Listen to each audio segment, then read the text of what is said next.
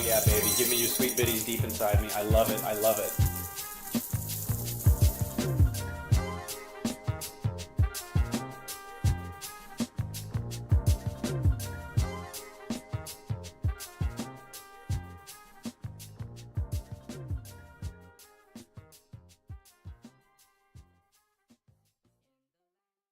I give it to you raw, give it to you hardcore. I give it to you raw, give it to you hardcore.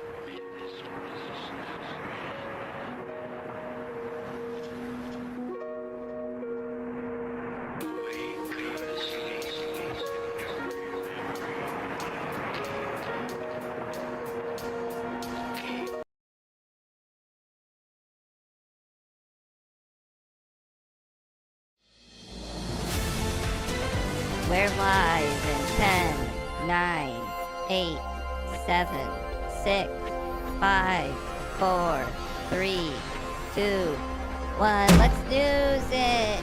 A Pepito!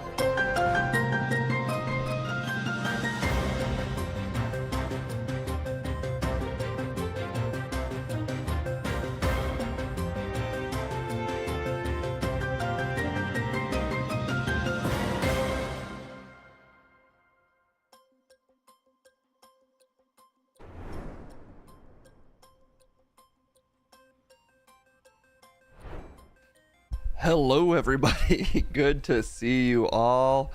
Oh my gosh, look at all these people. Greg to you and to Daddy, Huey, Keeler, J Money, Gold, Replicant, Dr. Cool, I am Apple, Dapple. It's good to know that somebody still is.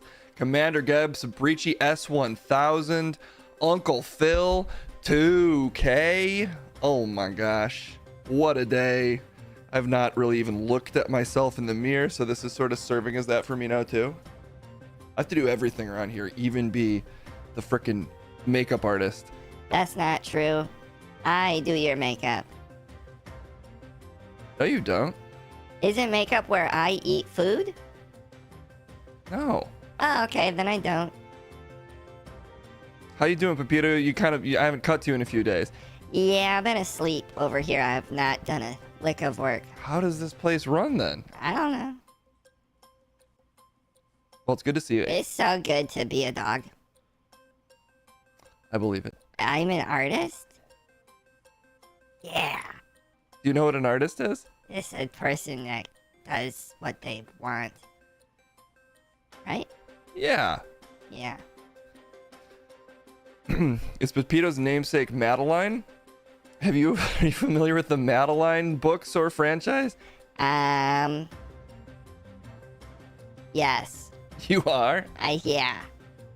It's about a little pig that learns to talk. No, that's Babe.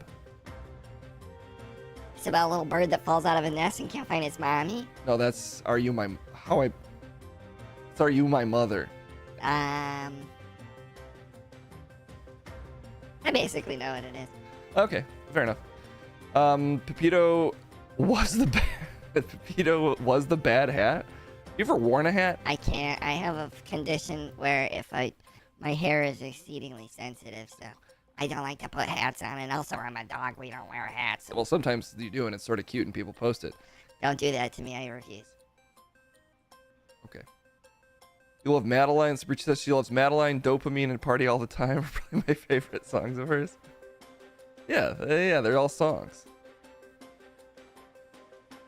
Bad kids, basically all bad kids just need a good old kick in the immune system. That's true for little puppies. If they come out sick, you gotta nudge them around until they're healthy, and that activates their immune system. That's what my mother snake had to do to me. Sorry, your mother what? I mean, my mother dog.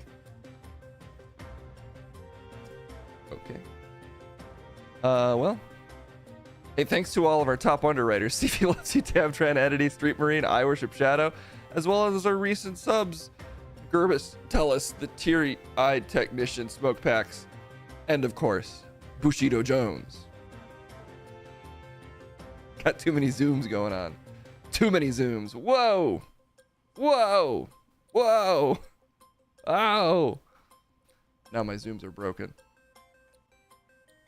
Okay, let's see what we're doing today. What did I decide I would probably talk about? Why is it doing that? Oh my god, my zooms are actually out of my control, guys. I don't even know what's happening. Okay, there we go. Oh yeah, baby. Give me your sweet bitties. Oh my gosh. I love it. I love it. You just won't zoom in on me for a minute. It's breaking the world. Thank you also to some subs coming. Oh my gosh, do we have a hype train? Oh, it already finished. Okay, we're safe. It was just a little hype train. But thank you to Jeslyn for the resub, Sabrici for the 5 bits, Microphone for the 750, the classic 750. Love to see it.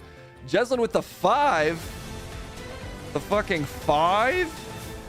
5 communities. Subs. Appreciate that. Very kind. As well as Entity with the and the hype train actually is going.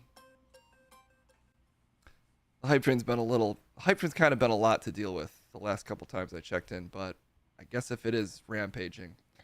Thank you to Entity as well for the subs and Skymer for the 100 bits. As I lose my voice suddenly out of nowhere. Let's see, I guess. Oh yeah, baby. Give me your Let's sweet see what bitties the deep hype inside train's me. I up love to. it. I love it. This dang train. Who am I kidding? I'm always a little happy to see the hype train, honestly. I'm acting like a hater, but secretly I'm kind of happy to see the hype train. Hype train, how are you doing? I'm Yeah.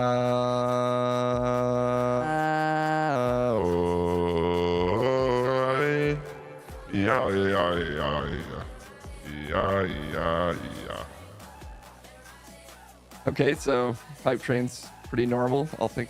You're doing the thing in my voice where I'm auto-tuned now too. You are auto-tuned as well. I'm the auto-tuned hype train. That's sort of my thing now. Yeah. Even know if you're auto-tuned to this particular song. I am, man. Toot toot, exactly. Uncle Phil 2K. Toot toot toot toot.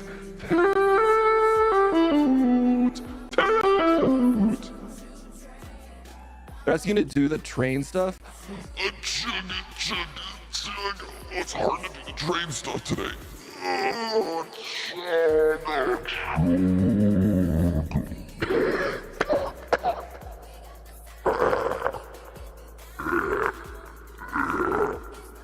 Hype train, how is this supposed to help people be hyped? What are you even? I'm hyping the people up. I'm just trying to do the train stuff, and I'm sick, man. My smokestack is filled with pus. You're sick? Then just go. You don't have to be here today. I gotta come into. If the hype train summit, I gotta be here, but my smoke train is absolutely stuffed out with train pus. Hype! Train pus hype? Yeah, it's hype pus. Hype pus! Pussing out that hype, cause I'm sick.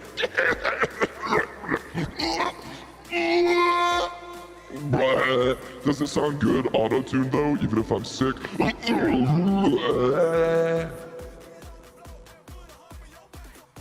It sounds pretty bad. Hey, the hype train's complete. You're done for it. No, I've got tons of fucking energy left. I feel great, and I plan to keep going.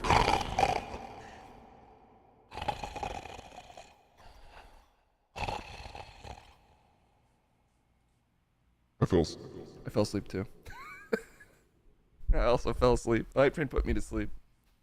But mostly the hype train's asleep.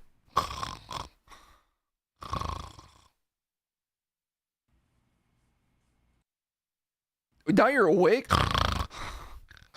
Who's asleep here and who's awake? I can't even tell anymore. It's a madhouse. Okay, let's do a little news, I guess. 1 second.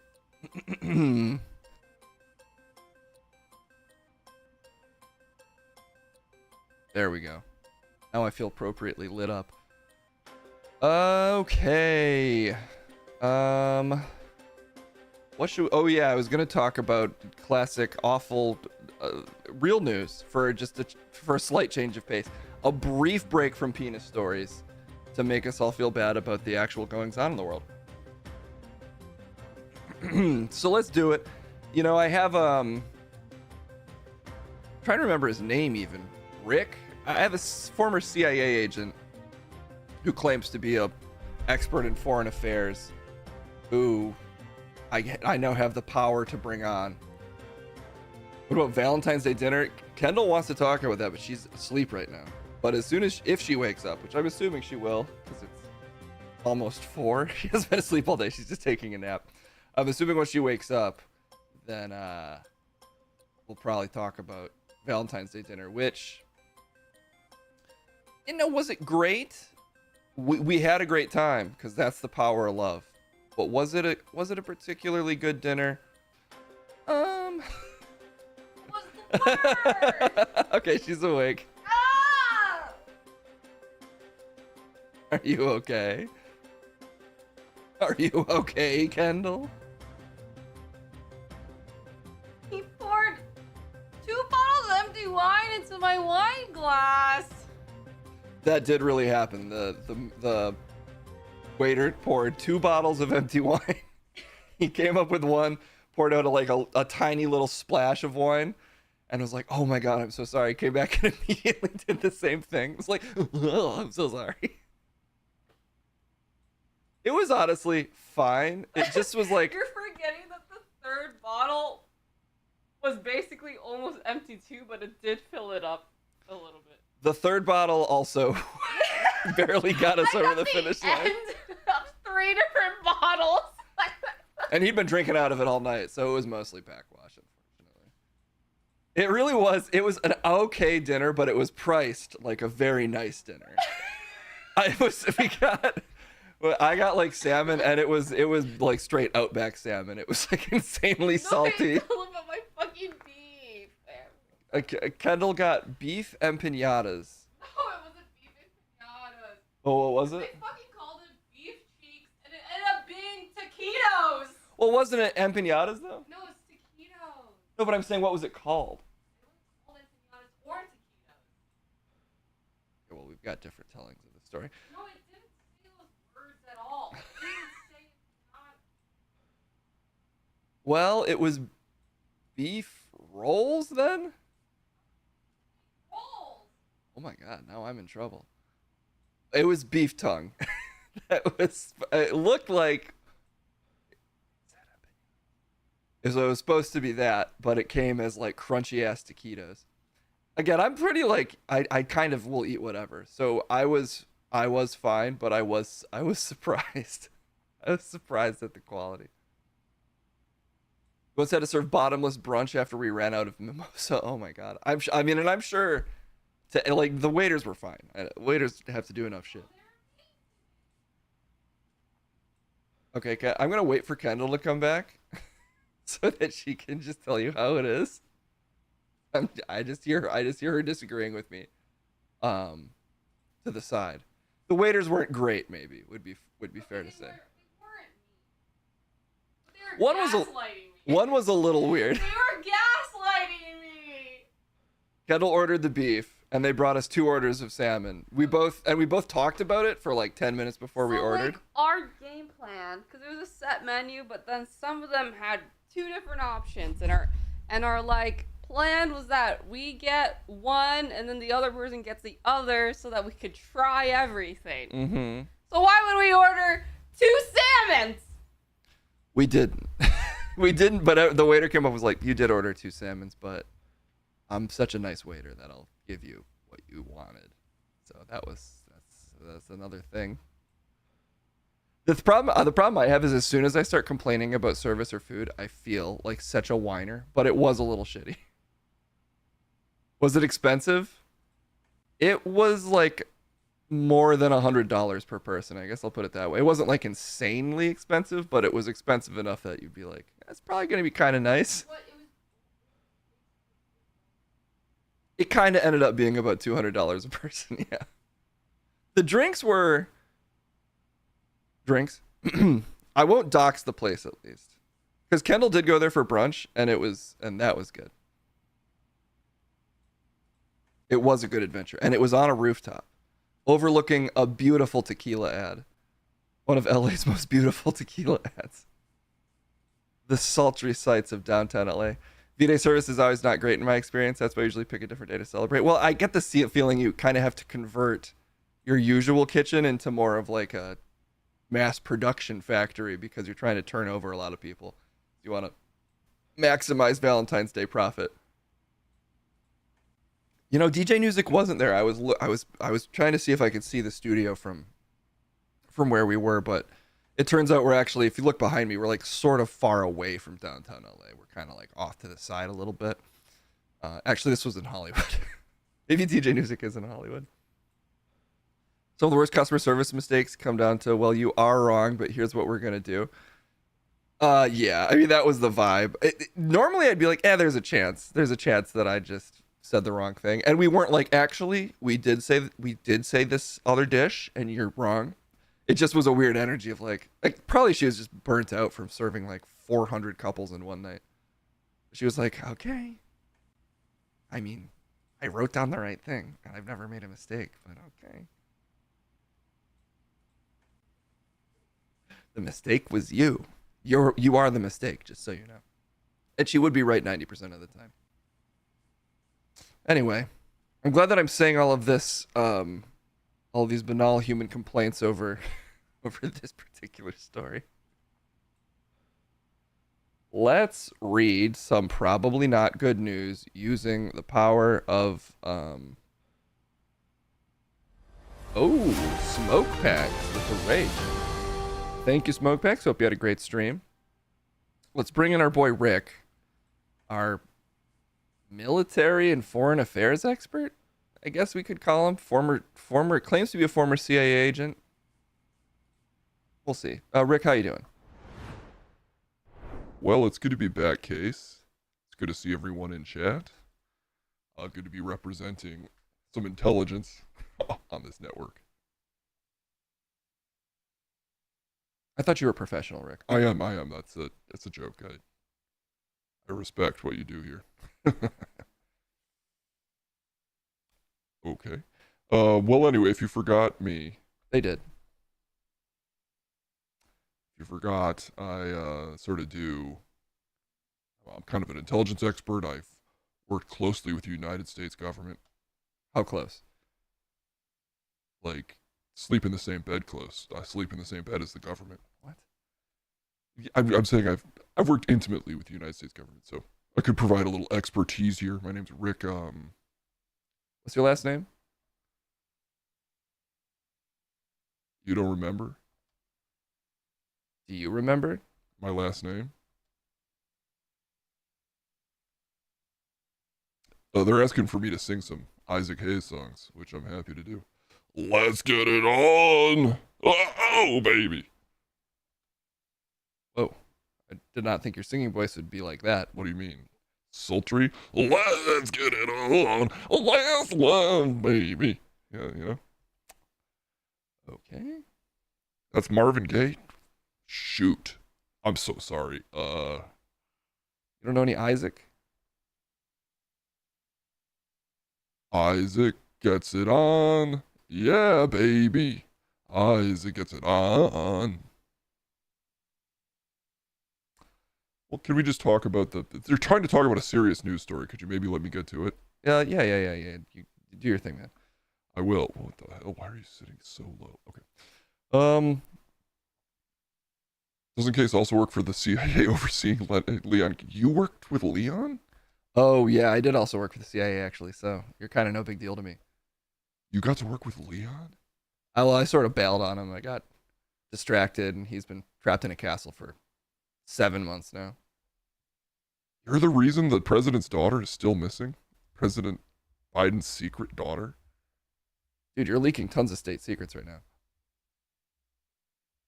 Oh! Whoopsie daisy. I'm just making more jokes.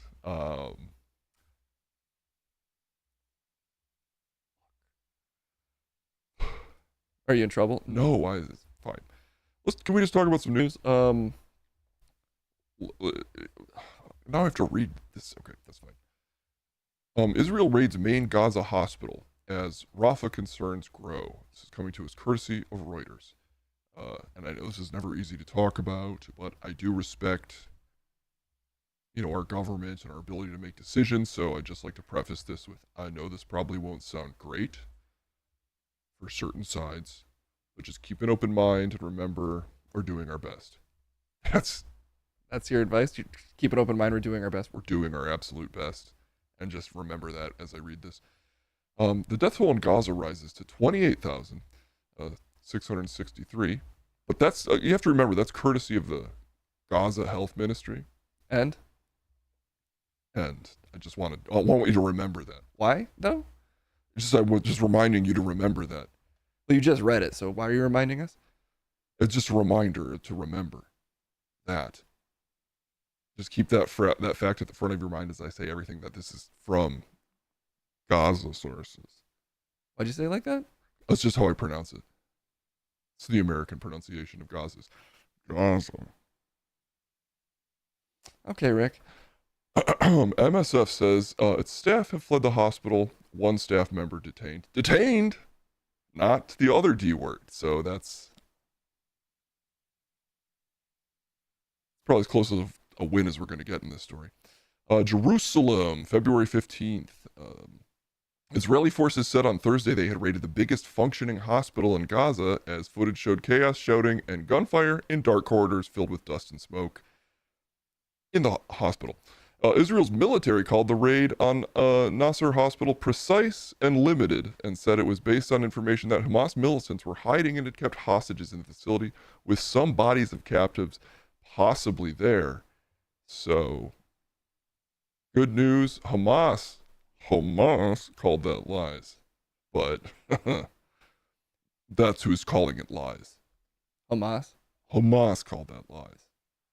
And Israel said, precise tactical hospital strike, which is basically like surgery, but with guns. So it's, in a sense, more hospital stuff. Because it's a surgical strike. Yeah, I mean, if you're doing surgical strikes in a hospital, you're basically doing the hospital stuff. You sure you work for Central Intelligence? I still do. I did work for them. Health authorities in the Hamas-run Palestine enclave said Israel had forced out dozens of staff, patients, displaced people, and families of medical staff sheltering in the hospital. But again, this is courtesy of the Hamas-run Palestinian enclave. You keep reminding me of that. Yeah, but I think it's so important to have all the facts. Some 2,000 Palestinians arrived in the southern border city of Rafah overnight, while others pushed north to Del Er Balah in central Gaza. I said that right. You're sure you said that right? I've studied Arabic, so. The war began on October 7th when Hamas sent fighters to Israel, killing 1,200 people, and it's so important every time you cover this story to remind people why this started in October and why they still unfortunately just have to protect themselves from the incursion that we're months out from by still killing thousands of people every couple of weeks or every week. It's so important to remind people that there's a reason they started doing that, and that the reason is that it started right on that date, and that date should always be brought up. Well, you're certainly reminding us, Rick. And it's important to do that, so I will keep saying that, like, kind of on repeat, sort of like I hit a turbo button for reminding everyone of October 7th. Turbo pad. Israel's air and ground offensive has since devastated tiny crowded Gaza, killing 663 people. Also, mostly civilians, according to the health authorities, and forcing nearly all of its 2 million inhabitants from their homes. But the good news is that reporting is coming from... Oh, that's actually Reuters saying that. I was going to say that was coming from the Hamas-run Gaza enclave, but I guess that was from Reuters.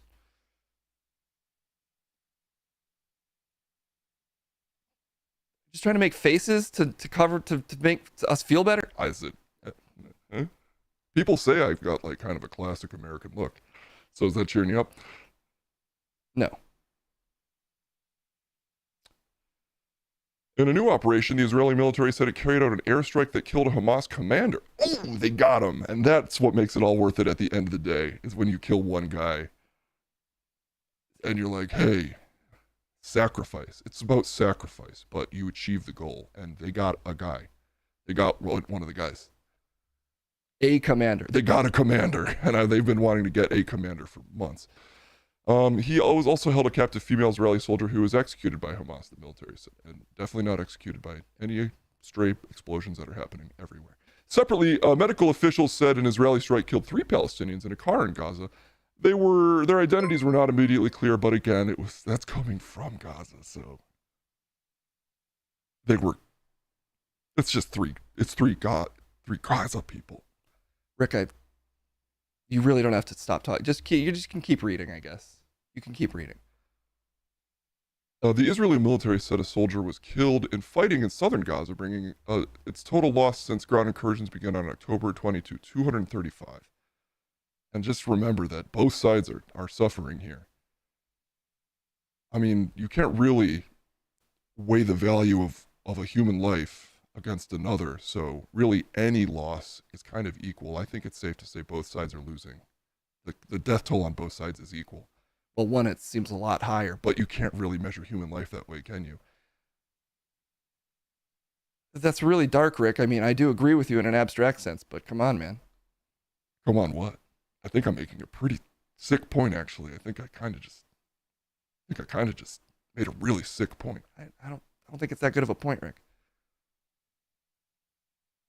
Does anybody remember my last name? Nobody remembers your last name, man. Anyway, medical charity Medicine Sans Frontiers said Israel shelled Nasser Hospital in the early hours despite having a total medical staff and having told medical staff and patients they could remain. And I'm not stumbling over my words because this is all horrific and impossible to parse. I'm handling it just fine because I'm an adult. You're really convincing us, Rick. I thank you. Medical staff have had to flee the hospital, leaving patients behind. It said on social media platform X, adding a member of its staff was detained at an Israeli checkpoint set up to screen those leaving the compound. And so, in a sense, they're, they've set up an infrastructure to check on who's escaping the death, and that's important for safety of the people outside of the area that are also being ruthlessly bombed. You got to get better. If you're trying to do propaganda, you just have to get slightly better at phrasing it, Rick. I'm doing my best. Fighting at the hospital comes as Israel faces growing international pressure to show restraint after vowing to press offensive into Rafah, the last relatively safe place in Gaza. And then, it keeps going. If I really probably shouldn't, because you get the idea, and the idea is we've got to do what we've got to do. That's the idea. That's just, look, the adults are in the room. They're making the difficult decisions. Sometimes the most difficult decision of all is, God, I'd love to watch the Super Bowl, but I should probably start bombing Rafah today. And they did, and they still are. And that's the truths are difficult, but the truth is so important, and the truth is a moving target. And to really hit the target, sometimes you have to unload a full arsenal on the truth target, and that's what they're doing with our careful support. And I think it's important to remember that. And also, let me preface all of that by saying everything I said was courtesy of the Gaza Health Ministry. That's Hamas run. Everything you said? I mean, the things I didn't like that I said, which was more than I meant for it to be. Okay, Rick, well, I don't really know what we got out of this, but we did a little check-in at least, and it was pretty depressing. Well, is being informed ever really depressing? It turns out yes. Oh, well, shoot. Well, hey, just don't let this color the... Oh, I thought Kendall wanted to say something. No? I thought maybe Kendall wanted to say something and I could stop talking. No, she didn't. Okay, well, from all of us here at BIN, just remember your government's doing its absolute best. It's all it's as tactical as it can be. We promise, and they promise, them being Israel, our beloved sweet ally that we love so much. And I'll be back to fill you in as needed. I'll come back in a couple months. Until then, just don't think about it. See you soon. Not soon. See you eventually. Sorry, guys. I mean, did I sign a tiny contract with the CIA to have Rick on? And did I slightly exaggerate my numbers when I talked to the CIA? None of those things can be proven, so I don't know. The Dark Brandon posters. I should have asked Rick about Dark Brandon, but he just immediately helicoptered out of here. Straight to the DJ Music's roof, straight into the Black Talk helicopter, onto the next Twitch stream. Depression download complete. Yeah, that's just now I can still claim to be doing a news stream as I immediately rush head forward into dick stories later in the stream. All right, let's see what else is going on in the world today. They put the ceasefire charge in your brainstem too, didn't they? My brainstem is mostly clear, Shapeshifter. My brainstem is 90% immaculate and clean. Let's move on to news that's not really news. Raiding a hospital is pretty dickish. Hey, I didn't say it. Card King said it. I don't want to say anything controversial like raiding a hospital is bad.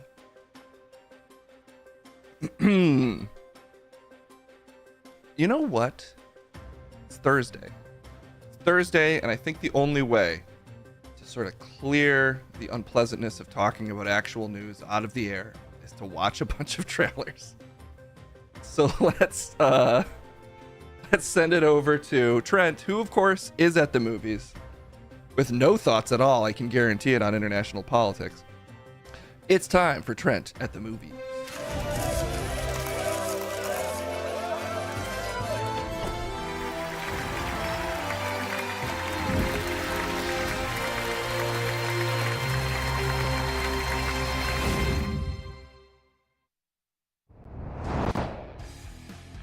Whoa, what's going on here? Yeah, that's better. Wait a minute. Let's do it this way. Yeah, okay. There we go. Invisible arm was creeping in. What's up, everybody? It is, in fact, your boy Trent. It's good to see you all. I don't even watch foreign films. I'm pretty sure I've definitely seen shit with subtitles on here. Like, do I seek out foreign films? In a sense, yes, because I click on links and some of them could be foreign. I don't even check beforehand. X-Men 97 trailer, asking you shall receive. And I'll receive the gift of saying hi to Chris, I guess. Chris, I fucking burped. What's up with that? Hi. Good to see you, young man. I don't know why you burped.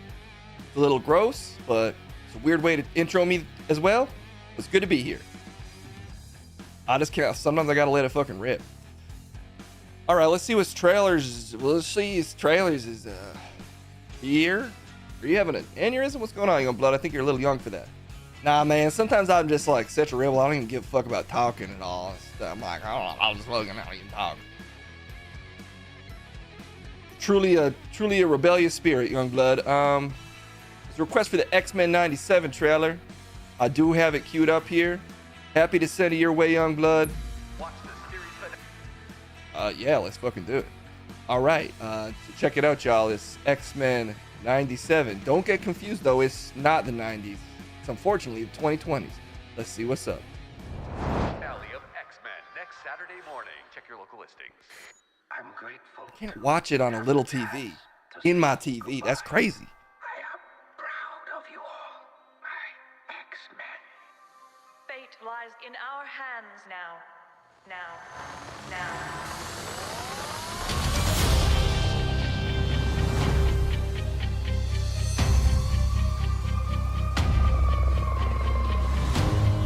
We have to stay vigilant. The professor entrusted us with his dream. No matter how dark it is, we must believe in each other.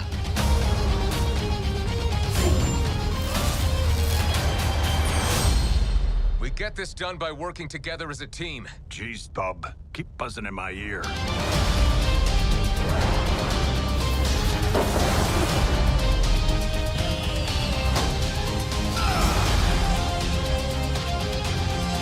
Heads up!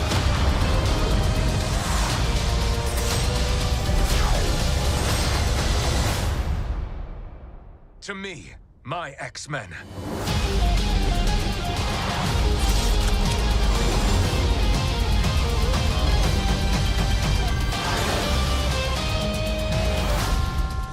Magneto. The What the- last will and testament of Charles Xavier. Everything he built now belongs to me. I didn't know Magneto was a fucking Vegas magician. But it makes sense. Like, he could do some pretty crazy tricks probably because of his magnetism powers. Like, get that guy some white tigers. He's looking fucking... He's got a fucking vibe at the end there. Well, that's kind of... I think Magneto's had long hair in many instances, so... He's kind of always looked like a Vegas magician, young blood. No, he used to look like fucking Gandalf. And now he's a Vegas guy. But times change. And sometimes the time changes backwards. To 97. And this is kind of cool for me because I didn't realize that like the X-Men had that kind of ancient history and lore. Going all the way back to fucking 97. Dude, that's fucking decade. It's like fucking centuries ago. You had it right the first time. It's decades ago. It's not that long ago. Dude, 97, like, I was just a thought in my grandpa's balls at the time. And your grandpa's... It's like so fucking long ago. It's hard to even fucking think about. Like, Damn, 97. It's really not. I mean, 20 years to give someone your age, which is unclear, might seem like a long time, but it's not that long. It's so fucking long. I'm surprised anybody's even alive who remembers to tell the stories of the ancient X-Men. But also, is that like a follow-up to X-Men 97, or are they just redoing the cartoon? I don't know. And there's too many continuities in my head to even care. Yeah, that's kind of true. There's so many different X-Men continuities. There's no point. Just see Wolverine and smile and just accept that it's probably canon to something. As long as I know that it's canon to something, I feel safe. Otherwise, if there's no canon at all, then what am I even fucking loaded up with my fucking gunpowder to block? You know what I mean? I don't know what you mean at all, but let's just keep watching trailers. All right. The Sympathizer, official teaser 2. Sting, official spider horror. Knox goes away. I don't know what this is. Has me curious, because who is Knox and where are they going? Okay, wait, this trailer has almost no views, so that means it might not. Godzilla times Kong. Stop making you feel ancient. Wait, do some people in the chat remember X-Men 97? That's crazy. Youngblood, it's not that long. You could be in your 30s. What? Like near death? In your 30s isn't that old. Dude, there's no way I'm lasting that long. Like, I'm kind of an elder teenager. Well, that's true because you're really stretching the bounds of teenage there. I just don't even intend to make it to 30s, dude. I want to sort of live more like a hummingbird lifestyle. Fucking flat fast and die instantly. Well, that's a little dark, young blood, but maybe we just, we watched the Sasquatch Sunset trailer. I think Case already watched that. Well, I'm not him, so that's not my business, but let's watch something else anyway. Well, there's something here called Trash Humpers. I'm curious what that... Well, you shouldn't have said it out loud, because now you know we got to watch the Trash Humpers trailer. I don't know what this is, and I'm a little concerned, but okay, I'll click on the Trash Humpers trailer. Dude, this better be fucking good, because that title is a lot to live up to. It's a harmony movie? Like it's a song?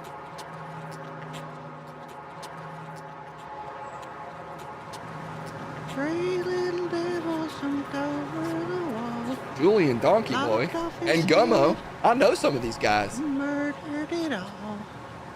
And lopped a doodle da day.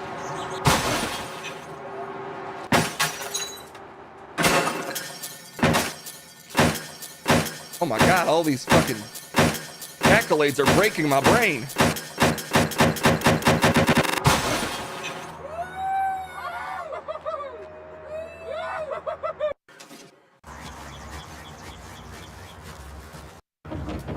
Wait a minute. It's living up to what it said it would be. Oh, shit. Okay. Dude, I was afraid they wasn't going to hump trash, but, like, respect, they fucking did. I can't deny that they did hump trash, so the prophecy was fulfilled. I mean, I would love to check that film out. I love any shit that looks like it could have been filled with me and the boys. I also know several guys named Gummo.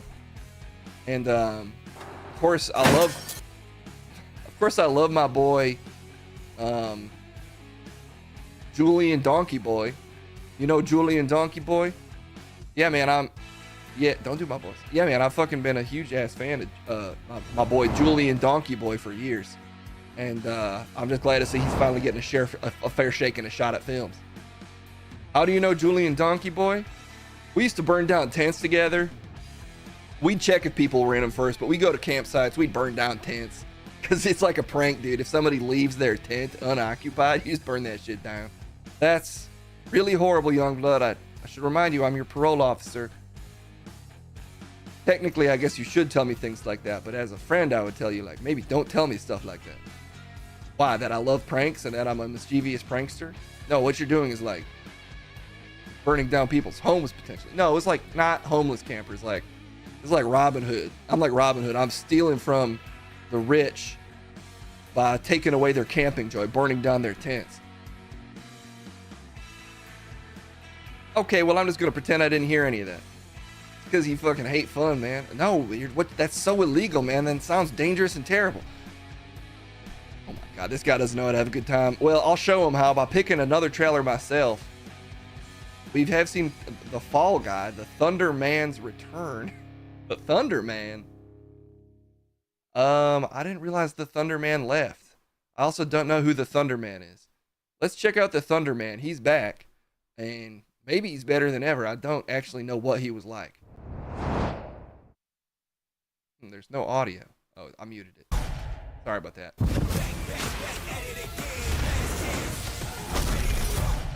Oh shit. Max, let's bring the thunder. These are some Paramount Plus level on-screen effects. I'm afraid the T-Force must be fired. Oh, you gotta be kidding me.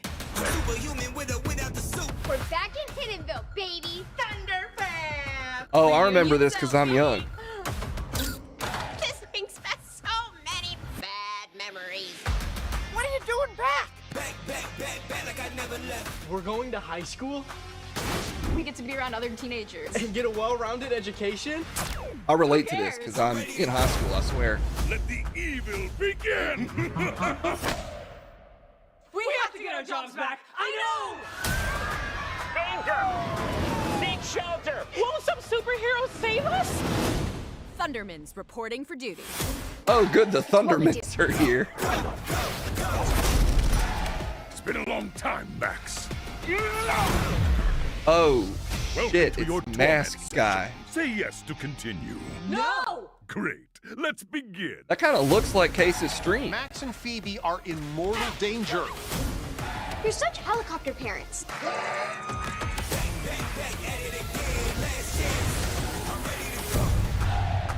Made the world a little safer, and isn't that what it's all about? All right, Maxinators, that's today's live stream. Sorry there was so much Phoebe.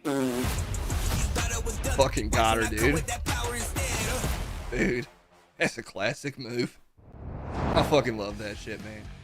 Dude, sometimes when someone's really fucking fitting to piss me off, I'll be like, hey, my boy Dominic Donkey's fucking here. And fucking, it'll start fights. Like, I've almost fucking got sent to the hospital over starting fights over that shit. Being like, yo, my boy Twist is over here. On the Instagram live and shit, or the TikTok live or whatever's more young. Seem awfully invested in saying that you sound young, young blood. No. Was that the fact that you're completely unaware of what the Thundermans are making you feel insecure? I'm familiar with the nostalgia aimed at people my age of the Thundermans. I honestly don't know which generation is nostalgic for the Thundermans. Current 15-year-olds? Current 20-year-olds?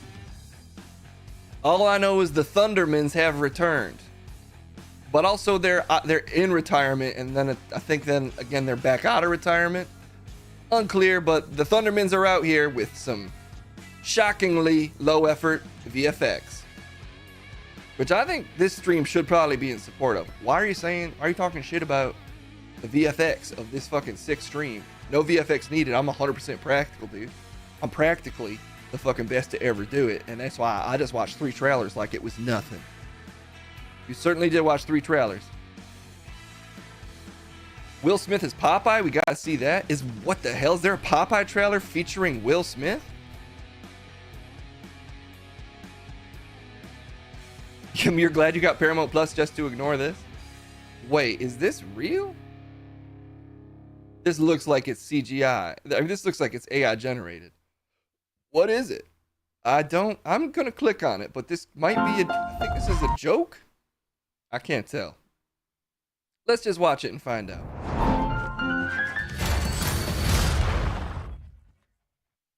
In a world where spinach is mightier than the sword. Okay, this is an AI trailer. In the heart of the sea, where a strong sailor sails, riding through the waves. With a thunderous roar. Discover the uncharted horizons, where the world reveals wonders.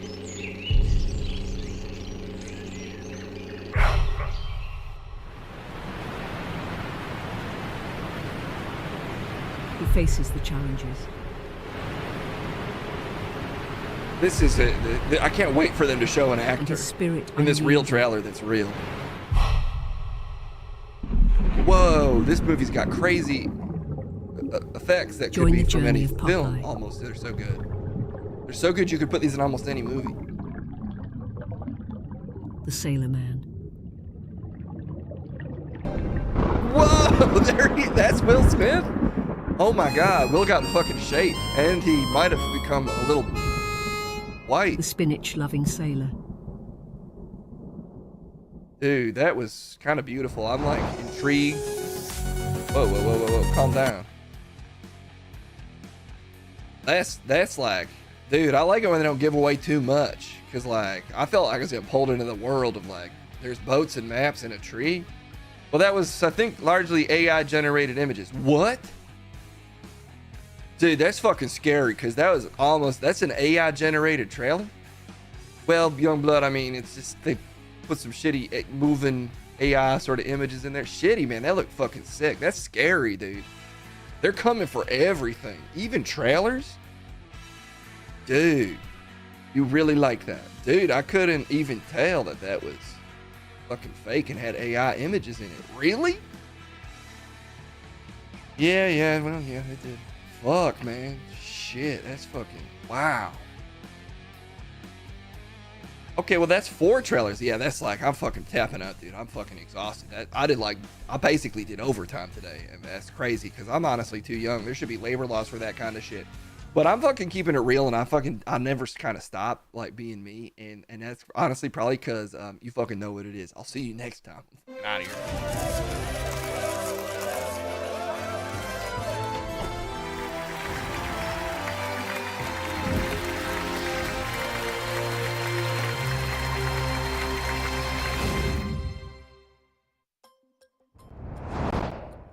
Popeye zigzags between different periods of time. Yeah. Who knows when that movie's even set. Could be a modern era of old-looking maps, or an old era of modern-looking maps. It's a movie mostly featuring shots of maps. And I'm excited for it. I haven't seen enough map-based movies. I mean, Chris thought it was an AI trailer, but I think it might just be a real trailer featuring lots of sweeping shots of the same map. Popeye is getting plowed by Bluto while Olive Oil sleeps with her son's friend. Is that the plot? Sleeps with her son's friend. Yeah, I think that's the plot. I think whatever you just said, Huey, sounds about right. Make that movie. They made a Popeye movie back in the day. Lest we forget. I'm trying to remember who was in the Popeye movie.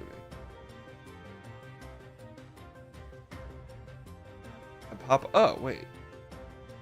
Oh, it was freaking Robin Williams? Wow, how time flies. Completely forgot that was even a thing. But yeah. Robin Williams and Shelley Duvall. It's a porn. Not quite a porn yet. Not quite. Oh my god. There we go. That's what I was trying to do. The set is a tourist attraction? Or was it? I mean, I've been to Universal enough times. Did I miss that they're using Popeye on the Universal lot tour ride? Did I miss it? The Popeye shorts were great. I honestly feel like I have barely watched Popeye. I'm trying to think of like Popeye things other than knowing that Bluto and Olive Oil exist. I'm sort of drawing a blank. You saw it at a drive-in? I've definitely seen this movie, and I barely remember it. I'm also, for some reason, in my brain conflating it with Cabin Boy, which is a very different movie. I remember Cabin Boy a lot more clearly for some reason than the Popeye movie. It's on Tubi? Oh, thank God. Don't worry, everybody. It's on Tubi. It's supposed to be a 3D animated film that was supposed to be released, where I'm assuming Popeye is voiced by Chris Pratt. The fact that Chris Pratt is voicing Garfield, even though I don't care about a Garfield movie, does still blow my mind. That they really went with Chris Pratt for Garfield.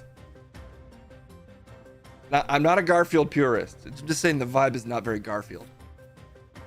Will Smith and Cabin Boy? I mean, Will Smith as Popeye sounds kind of appealing, honestly.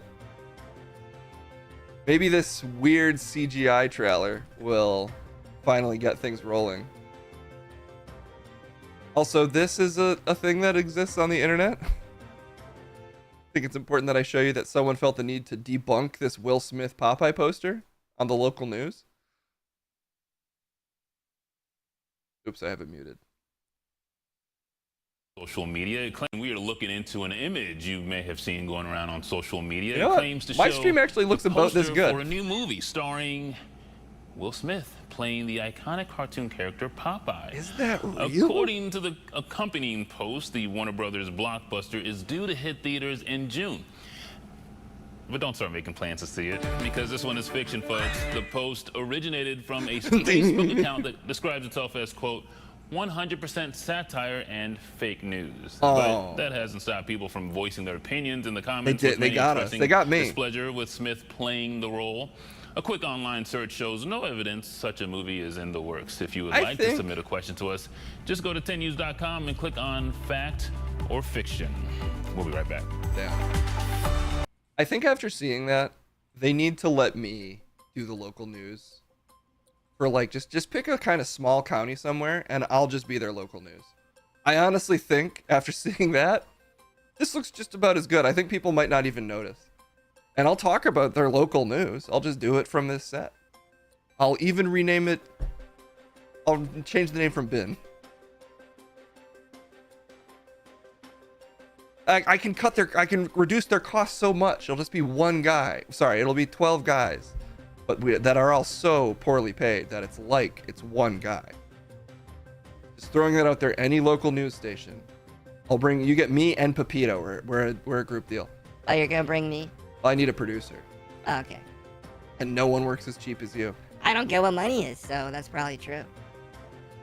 I will be an asset. You can read? I still can't read. I just vibed out what he meant. A debate has been demanded. Shaka 42,000. Do you have a particular debate in mind? Either way, we'll send it down there. Crumb has been sort of MIA. He's been sending his siblings in to do his job for him, but I think it's time for Crumb to face the music and get back to debating. Also, I think we need to update the score. Come to Florida and do the news. I could. This would be a weirder stream if I was only covering some like county in Florida's local news, probably. Okay, well, let's debate. It's a relaxed news day. Little talk of Gaza atrocities, a little debate. We're getting it all in today. Hooray. Well, let's get in some Munch and Crumb.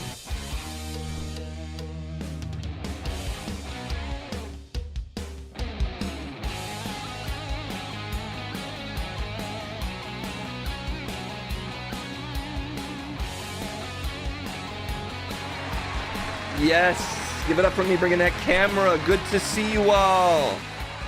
Come was fun. Come and Plum is allowed. Come. I'm not sure if he's allowed. Unfortunately, this man was allowed to come back to his post. Not that he deserves it. Fucking even worse than your siblings somehow. I don't even know how that's possible, but you have somehow managed. You're back, despite everyone's desires for you to definitely not be. What do you have to say for yourself, you goddamn son of a bitch? Well, I say it's good to be here.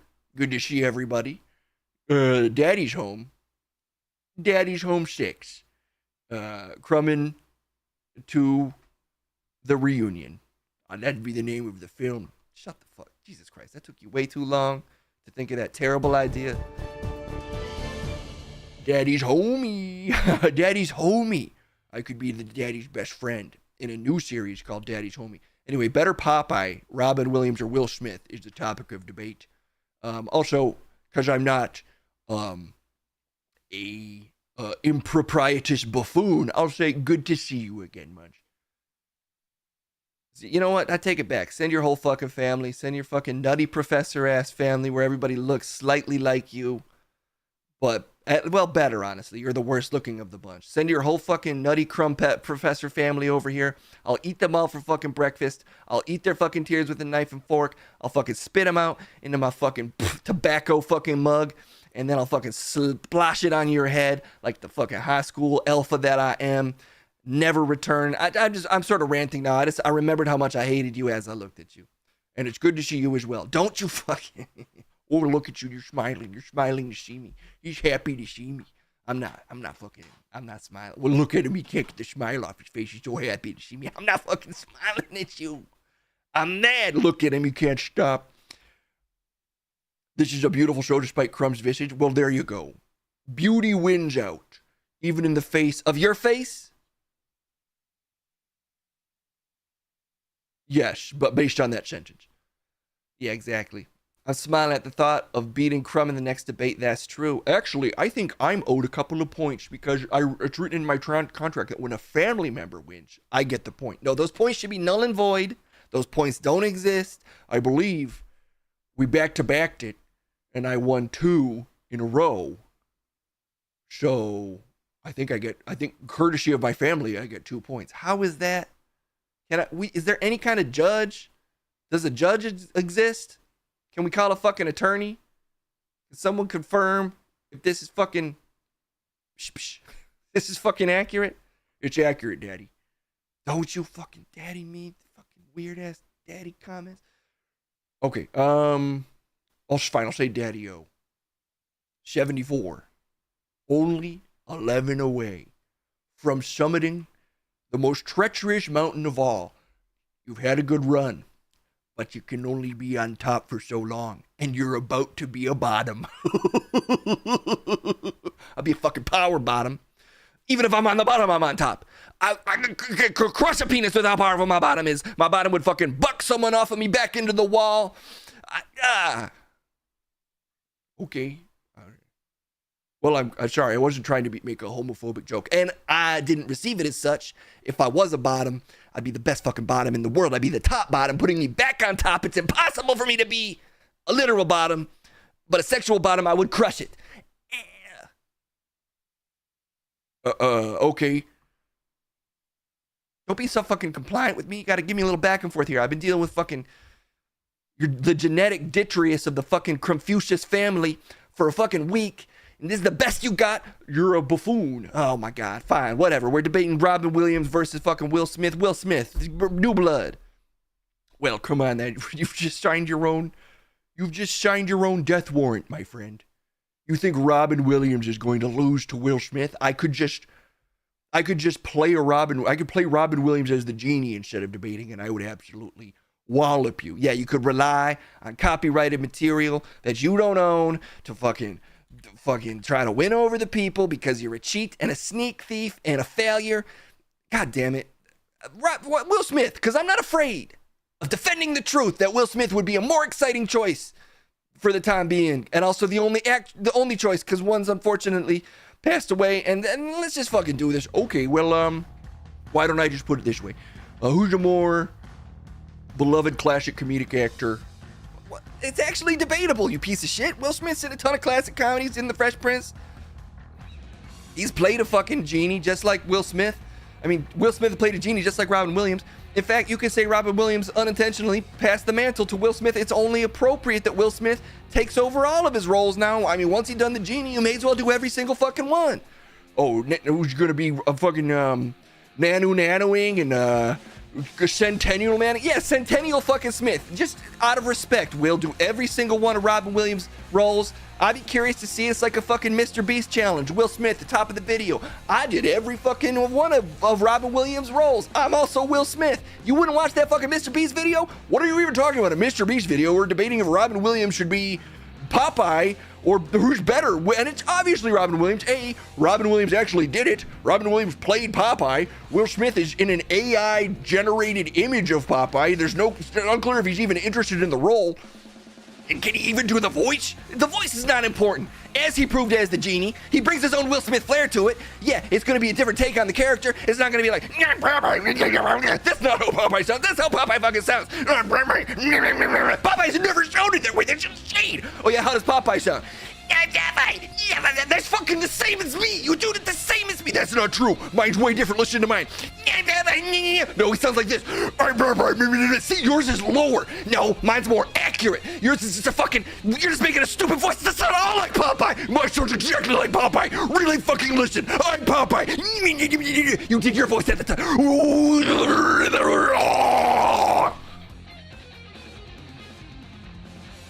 Sorry, I was getting a little red there. I wasn't. My color remained consistent. I looked good the whole time. Well, Robin Williams is definitely going to win.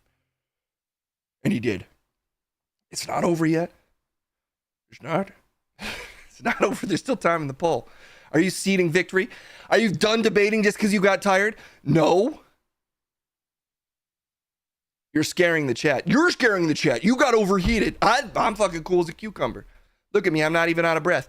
Not like you. I'm not out of breath. Okay, I'm just a little, my family's been here for a week. Maybe you can cut me a break. I cut you no fucking brakes. I'll cut your brakes so that you drive off the road into a fucking ravine. As the car explodes, your very last thought is, shit, Will Smith would have been a better Popeye. Well, the numbers don't lie. It's a bit of a foregone conclusion, even though it was a longer poll than average. I think it's safe to say that Robin Williams wins, I fucking win. And that happens to be Crumbelievable. Really? Straight back? I'm not on a losing streak because at this point it's just so clearly rigged. You made no points. You fucking came in here softballing like your fucking soft spongy hands, soft spongy brain, soft spongy body, weak mind, weak fucking spirit, weak fucking weird pin-headed, goddammit, this is insane. That's my creed. You burden me with your can't help it if I'm fucking chill and people like the vibe.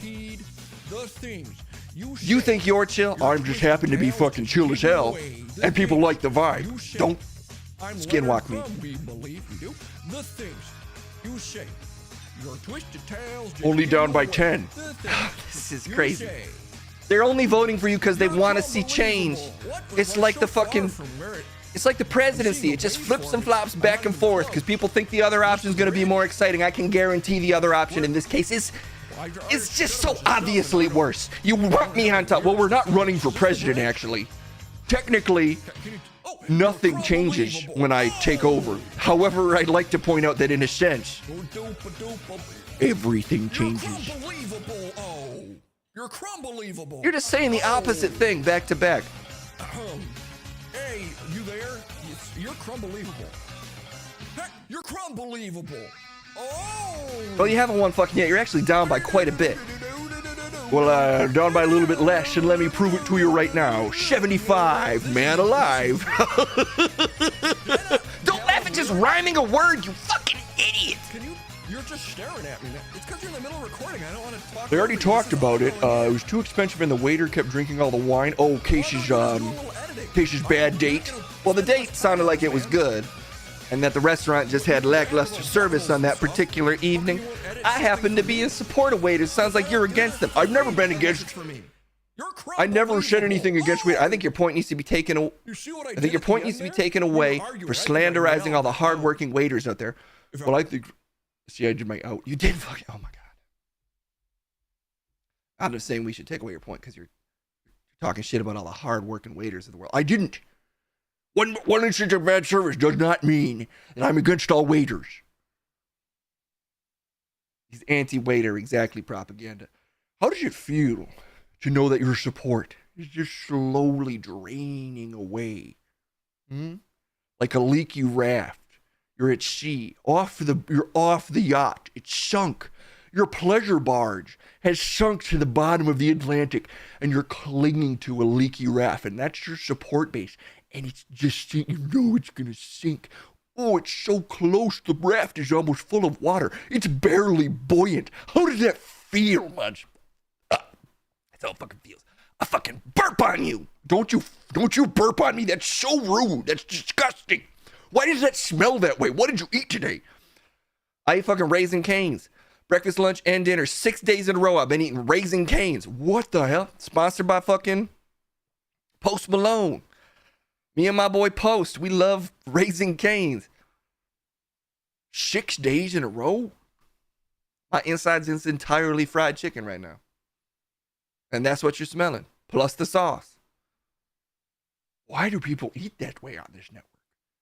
It's like all meats are it's the same fast food restaurant. You're all killing yourselves.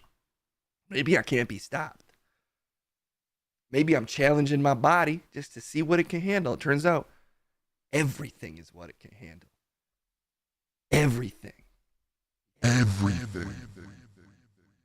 Another one. You know, all right, that's all the time we have for today. I'm making the executive decision. I'm done with this man. Get us out of here. Chat, you're on thin ice. You're on thin ice. Do I still like you? Yes, for now, but you keep testing me. 10 away, that's just, there's no way we should even, there should at least be teenagers separating us. A healthy teenage difference between me and Crumb. That's crazy. Not that he's ever won. Not that the score isn't totally fake, but still. But I'm, of course, doing fine. I'm doing great. We've never lost a day in our lives. I'm steady, still winning, and I'll see you all soon. Bye-bye, everybody.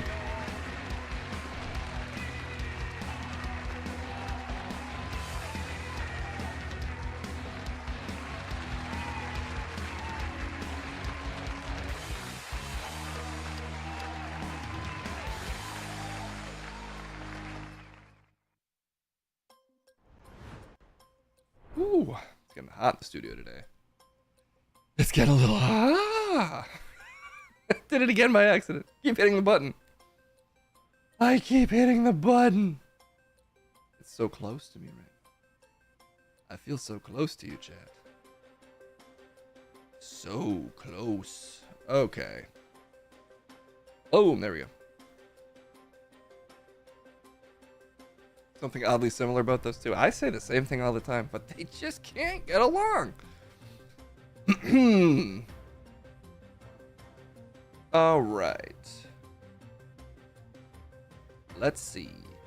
Let's do one other news story. Let's do a news story. Something else. And then maybe we're going out of here for the day. I don't know why I'm talking like this right now. Okay, what else is going on in the world today? Pepito, you want to pick a news story for us? Eh? Oh, okay. Let's see.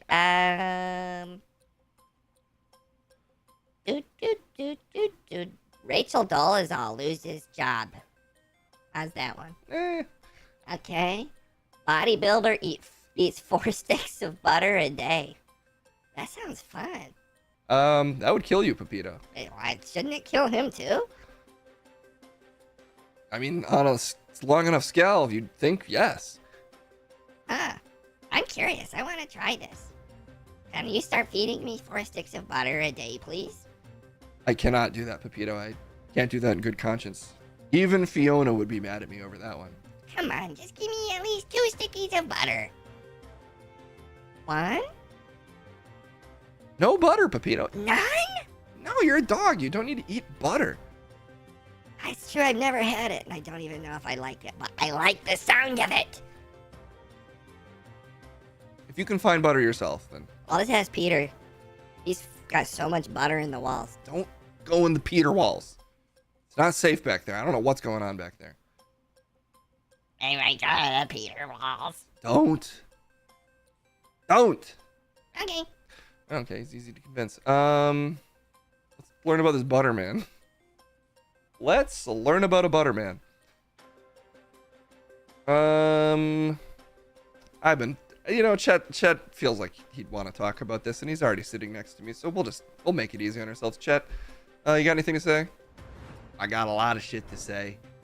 I sort of never have not. I'm never really at a loss for words. It's sort of my deal. I just so you know. Let's learn about Butterboy. I'm fucking don't knock it. Like, I know that sounds unhealthy, but like bulking is a real technique. You got to go through bulking phases to get into the toning phases. If you don't bulk then you've got nothing to tone. I mean, I guess that makes sense. Exactly. Cheddar and butter, perfect combination. That's what I like to hear propaganda. And accurate. A little cheddar on that butter. I'm about to sprinkle a little bit of news on top of these facts. Isn't that the same? Shouldn't that ideally be kind of the same thing? No. News is like facts plus. Facts plus me. Okay, well, hit us with some of those facts plus then, Chet. I will. I'll do it easily. Oh, shoot. This is the Israel story, which I could easily cover with a lot of, like, sincerity that I could really bring a lot of my sort of unique personality to the story in a way that honestly helps. But I think instead I'll talk about eating a block of butter. I eat a block of butter a day. My physique is much leaner now. Adkins, bitch. That could be it, I guess. The old Adkins logic. Cutting carbs, just eating fat. All you need is butter if you eat enough of it. Oh, shit. This is courtesy of the New York Post. And let me just read this first line to you. He's on a roll. Oh! Fucking nothing from you? Are you made of fucking stone? I know you're not with that paunchy ass body. You're a butter boy. I do eat some butter. A British bodybuilder is doubling down on his decision to eat a daily brick of butter to improve his body's function and subsequently avoid being hangry. And butter is only one part of 28-year-old Jonathan Griffith's aggressive eating plan. The Dorset, England man puts Rocky Balboa to shame by scarfing down 1.5 pounds of meat, half a liter of raw milk, 4 ounces of cheese, and 4 eggs a day. Swins reports. It's SWNS. I said that. Just read it as one. Fuck you, man. My first meal of the day is whey raw milk and cheese. The 242 pounds, 6'1" Griffith said. And those are respectable fucking measurements, dog. 6'1", 246. Like, respect, man. I can see that. That sounds kind of heavy. 6'1", 246. How much do you weigh, like? But I can tell that with him, it's mostly muscle. Like, you probably weigh like 500 pounds or so, and you're like, what, 5'11"?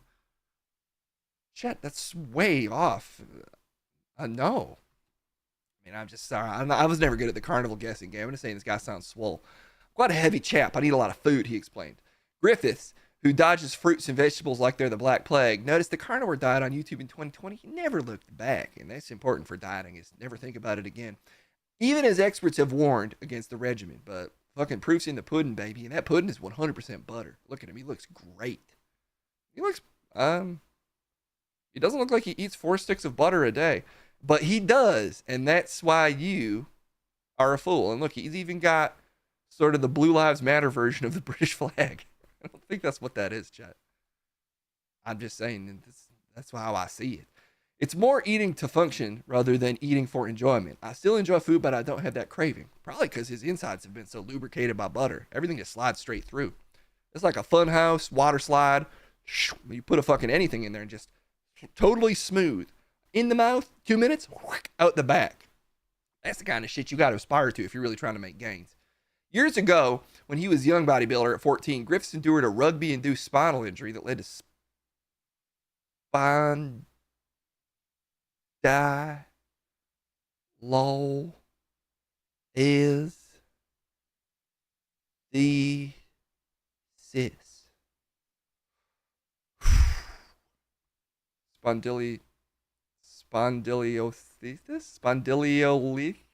I can't even do this, chat.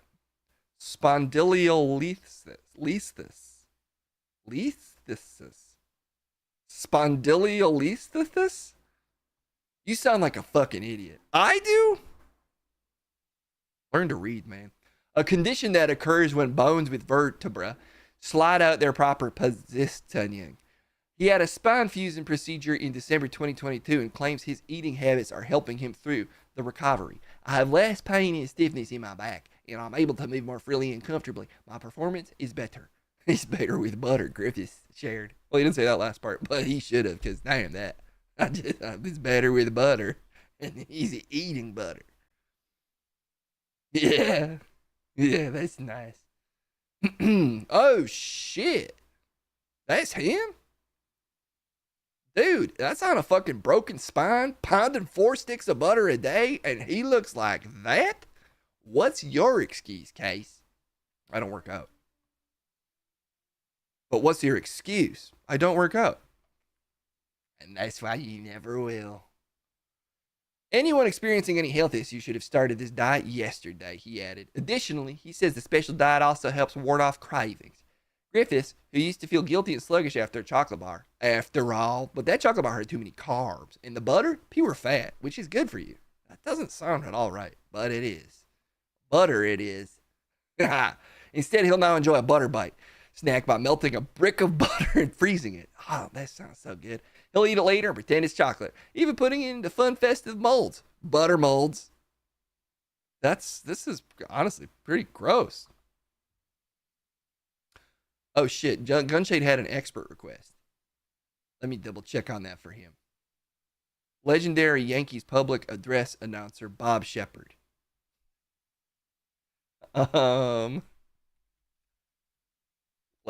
Yeah, of course. Bob Shepard. But we'll look him up in a sec as soon as you're done with the story, chat. And I'm basically there because I'm actually quite a speedy reader. The interview's on the Discord.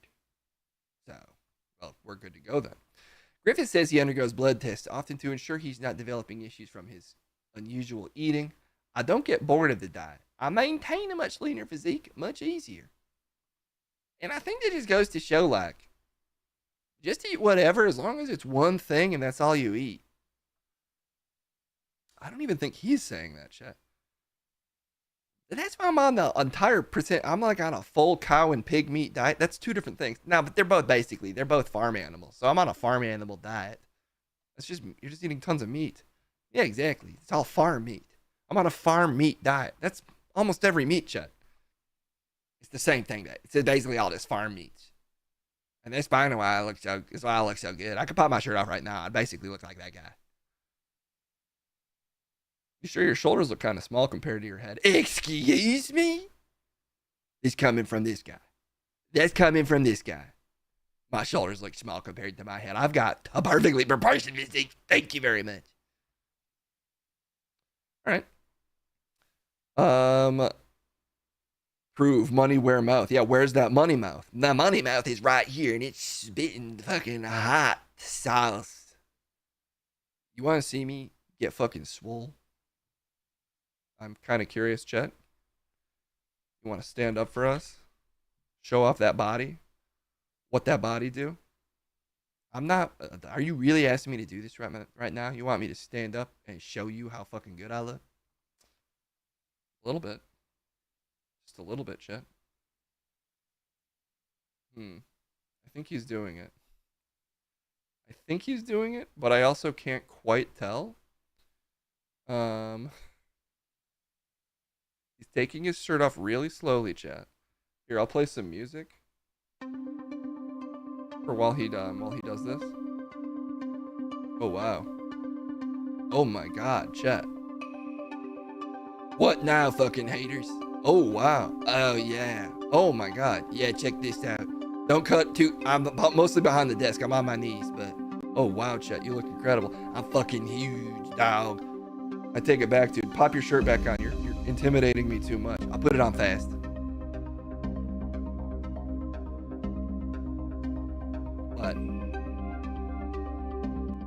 What? You look different.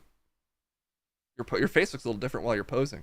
Well, once I really let the muscle out, kind of changes up the whole look. I have to keep myself contained. You ever read Baki the Grappler? No, I know you have, Chet. You don't need to explain it. Well, there's a guy who keeps his muscles kind of contained. He's so strong that if he really let his muscles out, it'd be like as big as a city. And I kind of think of myself that way. It's just as an example from Baki the Grappler. Fine. Anyway, that's all the news for now. What you saw today was not an illusion. It's hard work. But also what work is the news, because that's what I do. But also it's facts, which is what I reported. But the main story, don't get it twisted, is not my abs, which are not twisted up. They're shredded. And bye. Okay. Well, that's Chet. There you have it. 4 sticks of butter a day.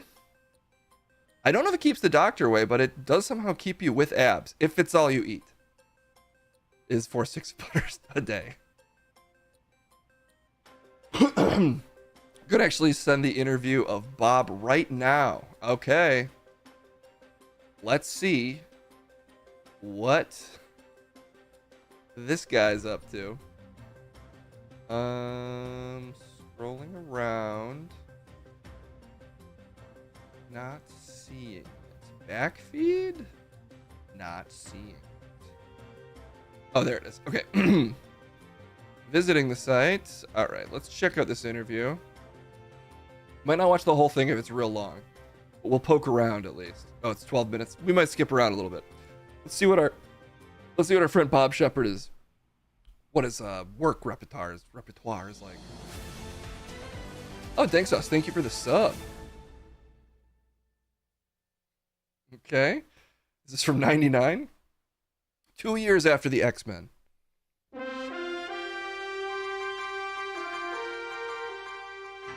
The older we get, the more we mourn the passing of familiar anchors to our past. Sure. The neighborhood diner, the downtown movie theater, the old high school principal. And the more we mourn, the more we celebrate those places and people that remain. For three generations of baseball fans who've seen players change uniforms and teams change cities with dizzying speed, that anchor is not a place, not a face. It's Bob Shepard. But a voice. Damn, I gotta do news more like these guys. These guys get the news.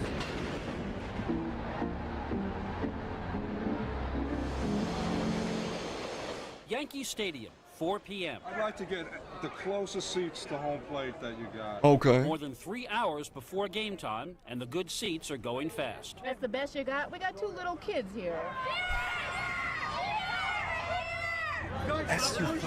Fans are packed 4 and 5 Where's deep, Bob? risking life and limb, or at the least a ripped garment, in the hopes of winning an autograph from a pinstriped hero. Man, they really set the scene for a while in 90s news. Okay, Del. Take care. Meanwhile, some 19 miles away in Baldwin, New York, Bob Shepard says goodbye to Mary, his wife of nearly 4 decades, and heads off to the stadium. All right, I take it back. I might have to watch this whole The thing. one Martinez hit grand slam. It was a great shot. Bob and his friend Herb talk baseball throughout the 45-minute ride until they arrive. Hell at the yeah, stadium. Bob and Herb. It's where Bob Shepard works.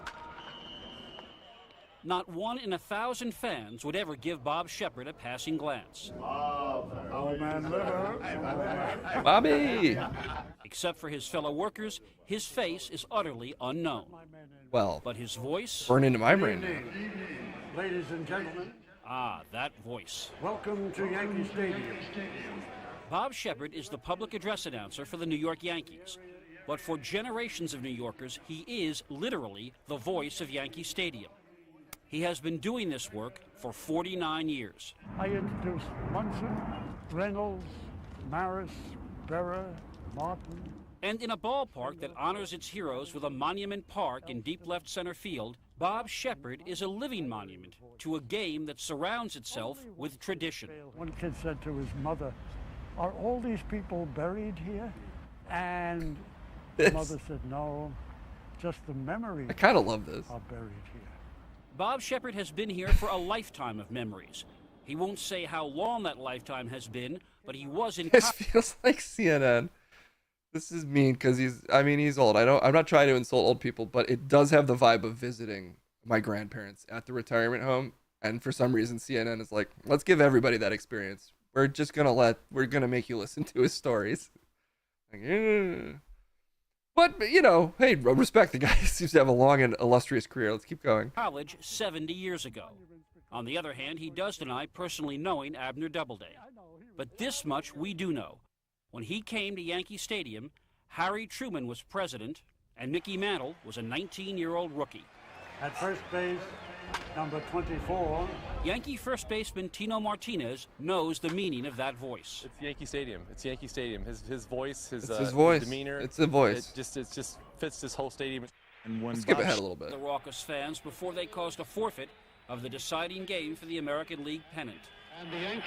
Oh my God, look at all these raucous young fans protesting baseball. And for the Yankees. Okay. And it was Shepard who this spring marked the passing of Joe DiMaggio by recreating the lineup of the 1951 World Series Game 6. We announced it. It's kind of the last sweet, game I guess. DiMaggio ever played in. Look at him go.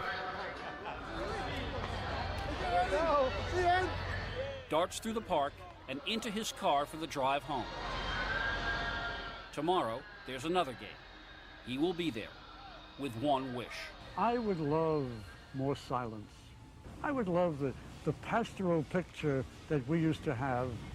Maybe Norman Rockwell would paint the picture of coming out to a ballpark like this and sitting back and just watching the game. Oh, he's telling the fans to shut the hell up. I remember when phones used to just send and receive calls, and baseball games were totally silent. Let's practice right now.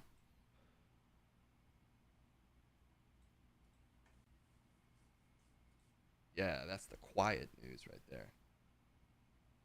Okay, well, Bob Shepard, a legendary announcer for the Yankees.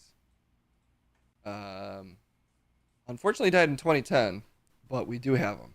Anyway, no disrespect to Bob, but we do have him. So, let's bring him on. Sorry, I just have to make sure I've got the right deceased, well-respected baseball announcer. This seems close enough. Yeah. Well, what about this? Nope, that's not working. Oh, that's also not working. Okay. Sorry, just give me 1 second.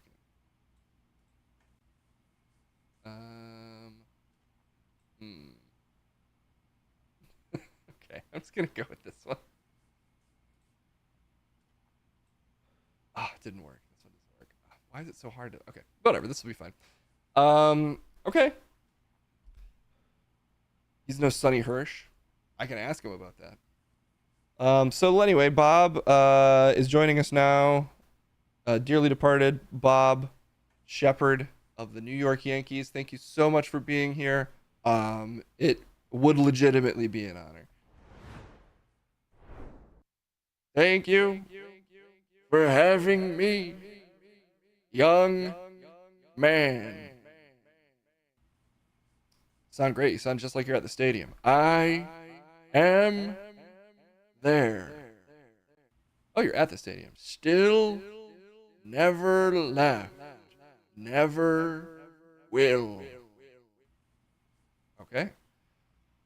Sounds like you had a really long career. Any moments that stand out? Oh, yeah. Back in the day when baseball was really baseball. You don't feel like the game is really baseball anymore? I remember I once watched Lubel Corncob hit a six-pence pitcher straight down the side rocket, and no score balls were pinched. What? Those are just classic baseball terms you kids wouldn't even remember now with the game you play. Wow, I'd never heard of Lubel Corncob. Oh, won the starting lineup of the Duluth Pinkies. The Duluth Pinkies, they were one of the best teams in the log. That's what we used to call it, the baseball log. Carve your name in the side of a log. And whoever carved their name deepest was a team that year. That's classic baseball. Okay. I see some Pinky fans in the scrolling paper. Chat, that paper scroll you got going.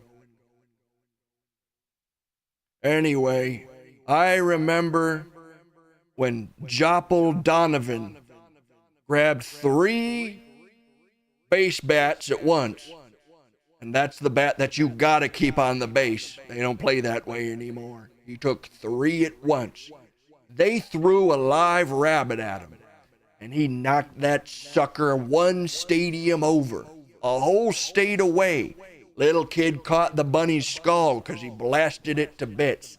And that was what we used to call a triple bunny down. And I'd never seen anything like it. But the game's changed. Okay, well, sounds like you really have seen a lot. I seen it. You ever seen it?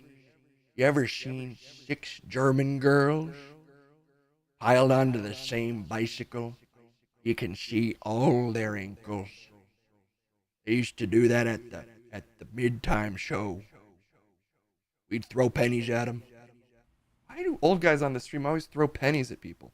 We'd throw pennies at the 6 German gals in the mid-time home ball show. They'd be grabbing those pennies. They'd be laughing. We'd scream, "Go back to your country, Kraut!" But it was fine back then. It was fun and games. Maybe we should move on from memories. Huh? Okay, you mentioned the games are too loud. Were fans totally silent back in the day? Unless it was the mid-time show. Fans would be respectfully silent. We'd spend a good hour in prayer before the game. We'd take a break to eat a mackerel sandwich on cracker. A sandwich? You mean a cracker with mackerel on it? Pickled mackerel cracker sandwich. Thin crackers. Got to be careful with them or the mackerel gets on your hand. Whole stadium quietly eating them. You could hear the collective crunch, but we'd be careful to not be too loud. Everybody would start making their own jam. We're about 3 hours into the day now. The game's opening prayer starts separate from our personal prayers. Good 30 minutes there. Then we take a break to repeatedly sing the national anthem. Quietly whispered. Now, if the whole stadium's whispering, it's basically shouting, so you could hear it, but we'd be quiet ourselves. Then the silence referee would come out, and that's a big procession. This all sounds reasonable. And he'd say, if I hear anybody fucking talking, but he wouldn't curse. Sorry, he wouldn't curse. He'd say, if I hear anybody freaking talking, I will come up there. And what? And we couldn't hear him because he's too quiet. So sometimes as a prank, the little boys, they'd go, "What?" Okay, but he couldn't hear them because they're also whispering. That'd go on for another hour. We're about 5 hours in now, and that's when we call the first punt. Punt? You used to have punting in baseball back in the day. We'd bring out a kicker. He'd have to kick a silver ball. He'd have to kick it with his bare foot, and if the foot didn't break, first bat went to the home team's children. All of the kids would come out. They were well behaved back then. The kids would play a full game of baseball, and that was to decide who actually got to go first. Which if the home team's kids won, the home team went second. So those kids would try to sandbag it the whole time. And keep in mind, 7 hours in at least now. Total silence the majority of the time. Nobody fell asleep. Okay. That's an American game right there. That was when it was a classic American game. And then Joe DiMaggio came, and that was a boy right there. What a guy. What a man. I could have watched him forever. Okay. Well, just ask chat if they have any questions. What did you throw at Jackie Robinson? Oh, well, he never played for us. He did. Nah, we wouldn't. I think you were calling games in like the 60s. You shouldn't be this old. He wouldn't. I don't think he would have played. I don't think he played for us. No, he definitely did. I don't think so. Okay. He was out by the 60s. I was calling by 10. I used to work. We used to put kids to work. Okay. Have you considered running for president? Absolutely. But I don't know. Both parties are so liberal nowadays. You know, I'm not sure you're Bob Shepard, actually. I feel like this is slander against Bob Shepard, some of the things you're saying. Nah, I'm him. I'm Bob Pepper. You're Bob Pepper? That's what you said, right? I'm Bob Pepper. Pepito? Come on. I'm Pepito now. Oh my God, what happened? I'm Pepito. Huh? What? Pepito, what did you do? I didn't do anything. What? Did I get the wrong guy? I think you might have gotten the wrong guy, yes. I think you might have gotten the wrong guy. Oh, well, again, I can't read. I feel like, if anything, that's on you, Case. That's probably true. It's a little bit on me for employing a dog as my producer. So, fair enough. I'd just like to say that I am the right guy. I'm Bob Pepper. I'm proud to have called for the New Jersey Gumballs for 78 years young. And I have decided to run for president. Okay, well, sorry, Gunshade. You gave me Bob Pepper. I'm so sorry, Gunshade the First. I do take those calls for an expert seriously, but I think he's only not here because he's dead. I'm right here, young man, and I'd appreciate a little respect. Sorry, Bob Pepper, but anyway, I guess you're a legend of baseball? Yeah, baseball. Okay, well, sure it's not a gumball rally? You're saying the same thing. Gumball, baseball, it's all a ball game.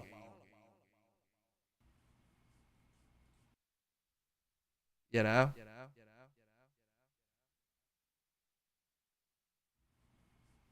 The stream is breaking down. I'm gonna wish you good day, sir. Good day, Bob Pepper. Thank you so much for being here. I didn't even notice. I don't even get where I am. I believe that. All right, thanks so much for having me, Bob. Remember, shut the fuck up when you're playing baseball. I'm done with you kids. Shut up. We've heard enough from you. Shut the fuck up. Sorry about that. Bob Pepper was a little aggressive. Next time's Gunshade, I'll get skeleton. The skeleton of a beloved figure to slander. Okay. Thanks to Bob Pepper. And shout outs to Bob Shepard, who seemed like a sweet old guy. Who I just won't, I have a policy of just not Googling anyone who was born in 1910 too carefully so that we can continue to like them. Okay. It really was a missed opportunity, and that's 1,000% on me. It's also a little on Pepito, but people like Pepito, so I can't really blame him. I'm bulletproof. You can't stop me. Yeah. Okay. Shut the fuck up. That's a Bob Pepper quote right there. Nice. Okay, let's time is it? 1:49 is how long I've been streaming. So we'll do like one more segment. Fiona's dog is bulletproof. That's true. I honestly think I might literally be bulletproof. I've never been shot, so there's no telling. It might bounce off. Let's not find out, Pepito. It's my guess that I would just be fine. Okay. Didn't we have a debate requested?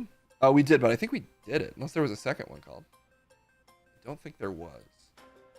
So I think we're good. Meaning it's dealer's choice. Let's do one more story. Let's story it up. I so rarely actually cover 3 stories. I may as well see if I actually can. I'm believing in myself. I can stream for 2 hours and cover 3 stories. Chernobyl wolves are immune to cancer. Yeah, let's get Jeff in here. Haven't talked to Jeff in a little bit. I mean, he popped by yesterday very briefly, but allow ads on Fox Business, but I don't want to. Oh my God, there's too many news is playing. Stop it, Fox. Ooh, they have a video. Okay, now I'm extra intrigued. All right, please welcome to the desk. It's Jeff Ripple. That's right, and don't wear it out or do. Wear me out, baby. I'm Jeff Ripple, and I'm ready to wear the news out with you. Good to see you, Case. Wow, that's very nice of you. Well, you know, I'm in a good mood today. I've had some time off. The work schedule here is very unclear. Well, you know, it's a if I get to it work schedule. Yeah, it's unique. Anyway, apparently there's mutant wolves that are immune to cancer. I'm pretty sure that counts as a superpower, so I'm just going to say there's superpowered wolves. Is that a stretch? How realistic do I need to be? I'm not sure anymore from working here. My news standards have dropped sort of to the bottom of the barrel. So am I allowed to just say there's superhuman wolves? I can't stop you. There's superhuman wolves. Oh, that's the wrong thing. Stop showing the wrong thing, Case. You fool. That's not me. Chernobyl's mutant wolves developing resistance to cancer, study says. And we've got a little video. Okay, well that seems unrelated. But that's just Elon Musk news. Yeah, you clicked on an ad. Oh. Well, anyway, we're here to talk about mutant wolves. So, we'll have to do this later, Elon, although this sounds like the kind of thing he might like. Wolves in Chernobyl's radiation zone appear to have developed a resistance to cancer after being exposed to high levels of radiation in the wake of the nuclear disaster 35 years ago, according to a new study. Everybody was so up in arms about that thing, and I remember saying, just wait. Maybe we'll get super wolves out of it. You weren't alive then, Jeff. Yeah, but that was my response when I heard about it in school. You were confident that someone would develop superpowers? Based on every cartoon I've ever read, yes. Kara Love, an evolutionary biologist, ecotoxicologist. Dang it. I'm getting dumber from working with you. That's very possible. It's happening. Ecotoxicologist at Princeton University found that the wolves in Chernobyl exclusion zone, CEZ, have altered immune systems similar to cancer patients undergoing radiation treatment, according to the Society for Integrative and Comparative Biology. In 2014, Love and her colleagues put collars equipped with radiation dosimeters, or dosimeters, for the layman. You just said it wrong the first time. I didn't. Dosimeters on wolves in the area and took blood samples to understand the animal's responses to being exposed to upwards of 11.28 millirem of radiation per day, 6 times the legal safety limit of radiation for humans. And I'd just like to point out, does it sound great that she was nuking wolves with radiation? It does if you love science. And are you against science, Case? I might be against irradiating wolf type science, but it paid off because they're super wolves now. The research could help to identify protective mutations that can increase the odds of surviving cancer, with the slight downside of giving some of the wolves cancer. But you know, you gotta irradiate a few wolves if you want to make a super wolf omelet. You love your omelet metaphors. Or you do. Wolves in the Chernobyl exclusion zone are being exposed to... Okay, we just read that. Chernobyl is known for its brutal environment following the 1986 explosion and fire at the Ukraine power plant that sent radioactive fallout spewing into the atmosphere, and was honestly a great show. You ever watch that? Really incredible performances. Almost makes you feel like the whole thing had sort of a dark beauty to it. That was your takeaway from the show? Well, I mean, it's just such a beautifully filmed show with some great performances. 30 workers were killed in the immediate aftermath, while long-term death toll from radiation poisoning is estimated to number in the thousands. That's not current news. That's Chernobyl news from the past. Nearly 4 decades after the accident, a range of wildlife populates the region, including bears, wolves, dogs, and lynx. Sorry, I thought it was the operating system, but it's lynxes. You thought the region was populated by the operating system? For a moment. And I'm being honest. That's just it's kind of dumb.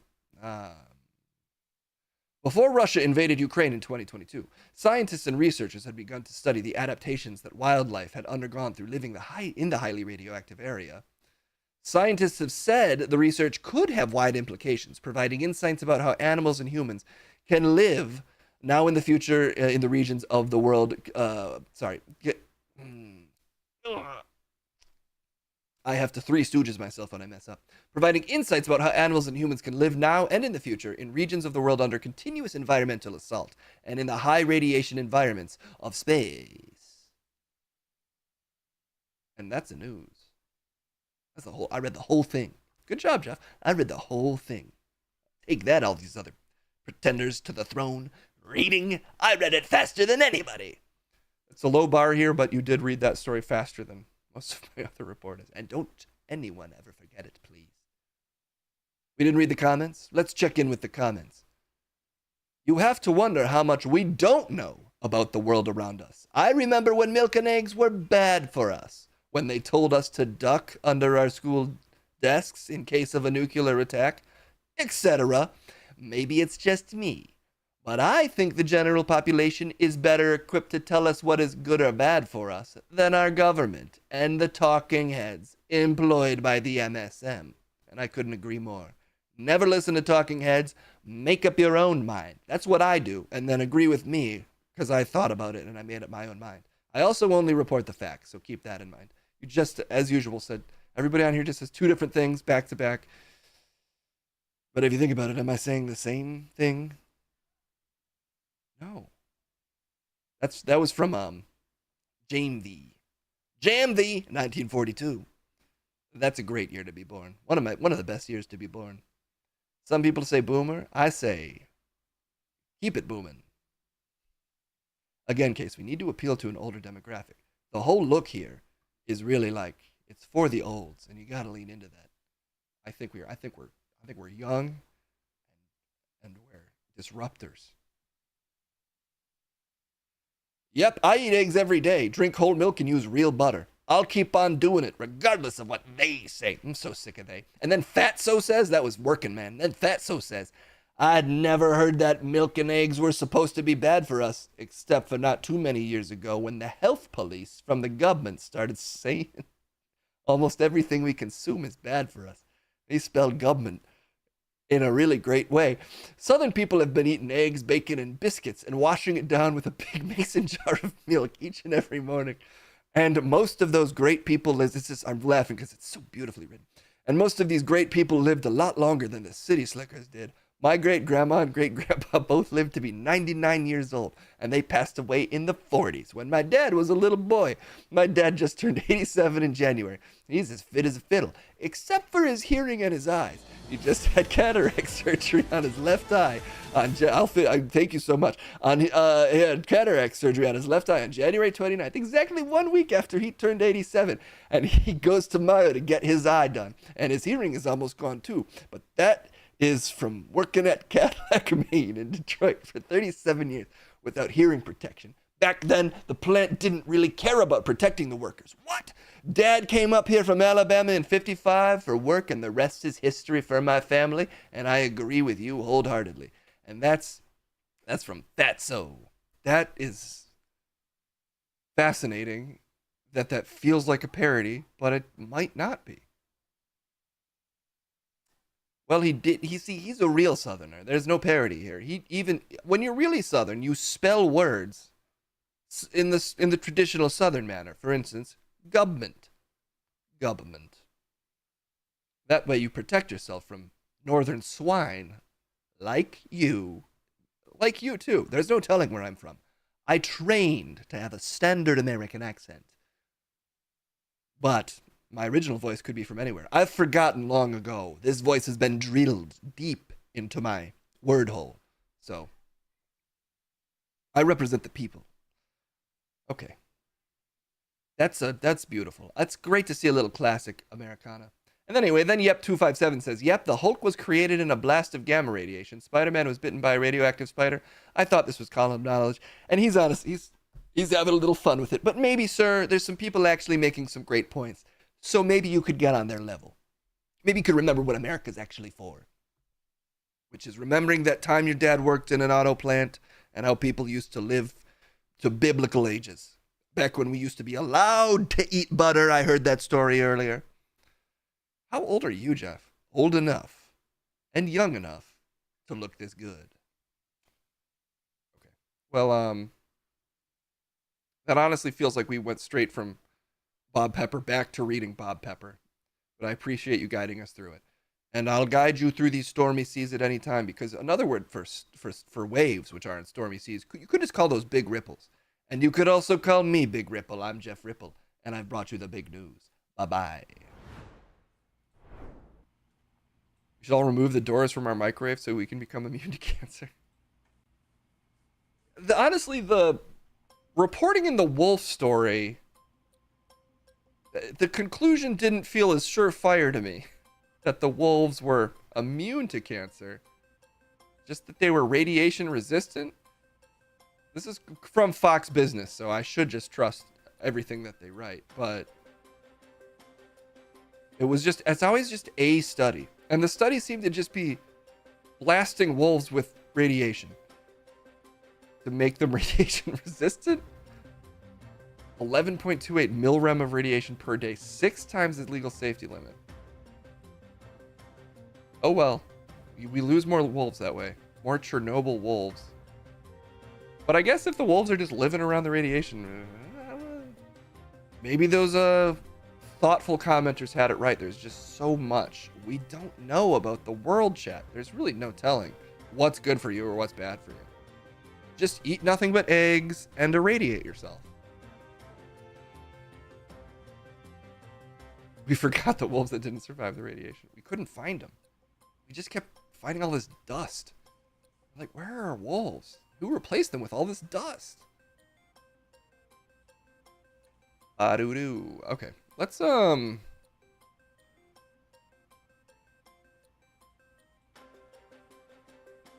just music our way out of here. It's the end of the stream. We'll just music it. You heard the story of the scientist that killed every organism on an island outside of New York to see what organisms would first come back after a nuclear explosion? I have not heard of that, Card King, but that sounds like an evil scientist origin story for sure. Whoa, Russian Godzilla with a giant wolf attacking Moscow, not my brother.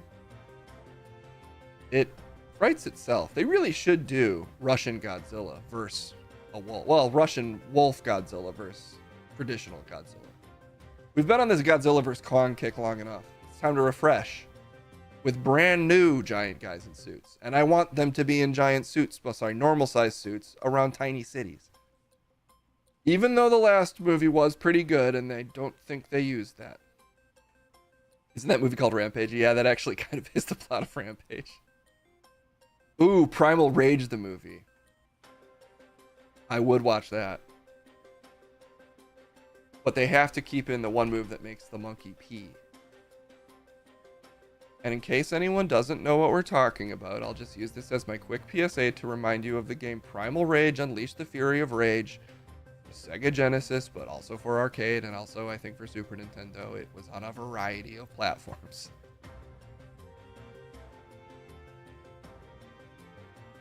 I think they have redone Jet Jaguar. Unless I'm wrong. Which I often am. And on Game Boy? Wait a minute. There's a Game Boy Primal Rage? Only I had known this when I was 12. Oh, look, man. You know, there's a chance I just had this and I'm forgetting. Look at this game.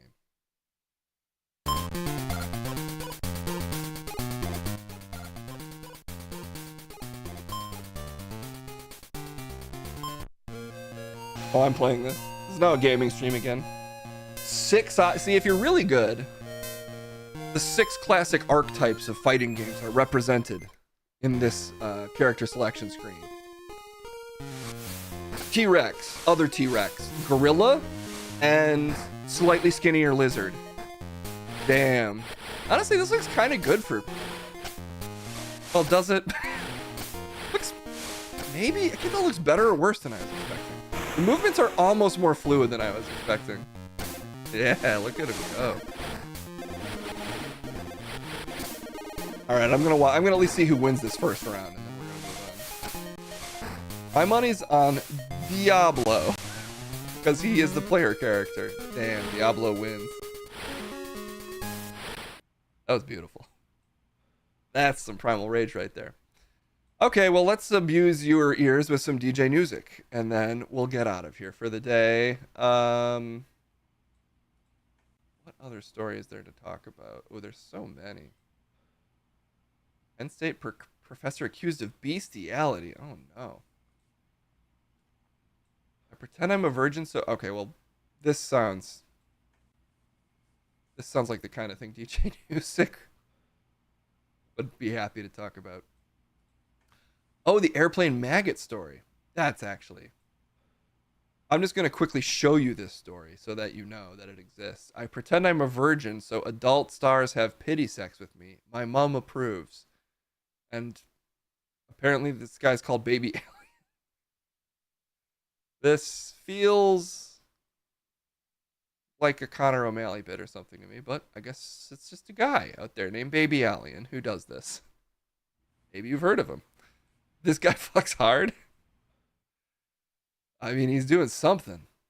Baby Alien. Okay, I think I can't scroll too far down that story. The targeted ads there do make sense for that story. I'll say that. Okay, let's send it up to the roof. We'll talk about some maggots on airplanes. We'll get out of here for the day. It's time for some DJ. It's time to really annoy Kendall with some DJ music.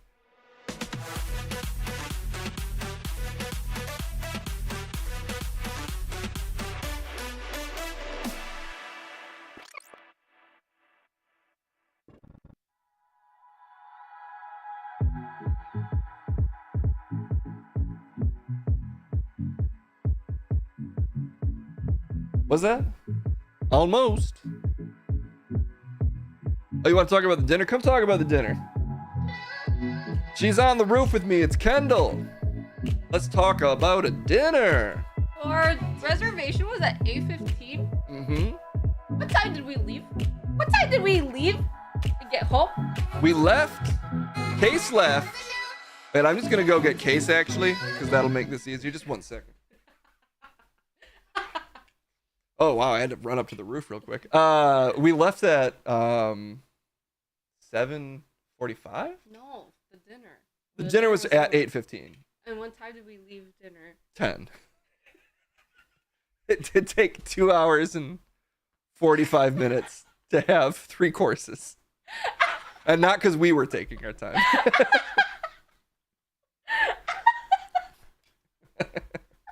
The only reason I don't feel horribly guilty is, and I'm fine with it, but Kendall did pick the place.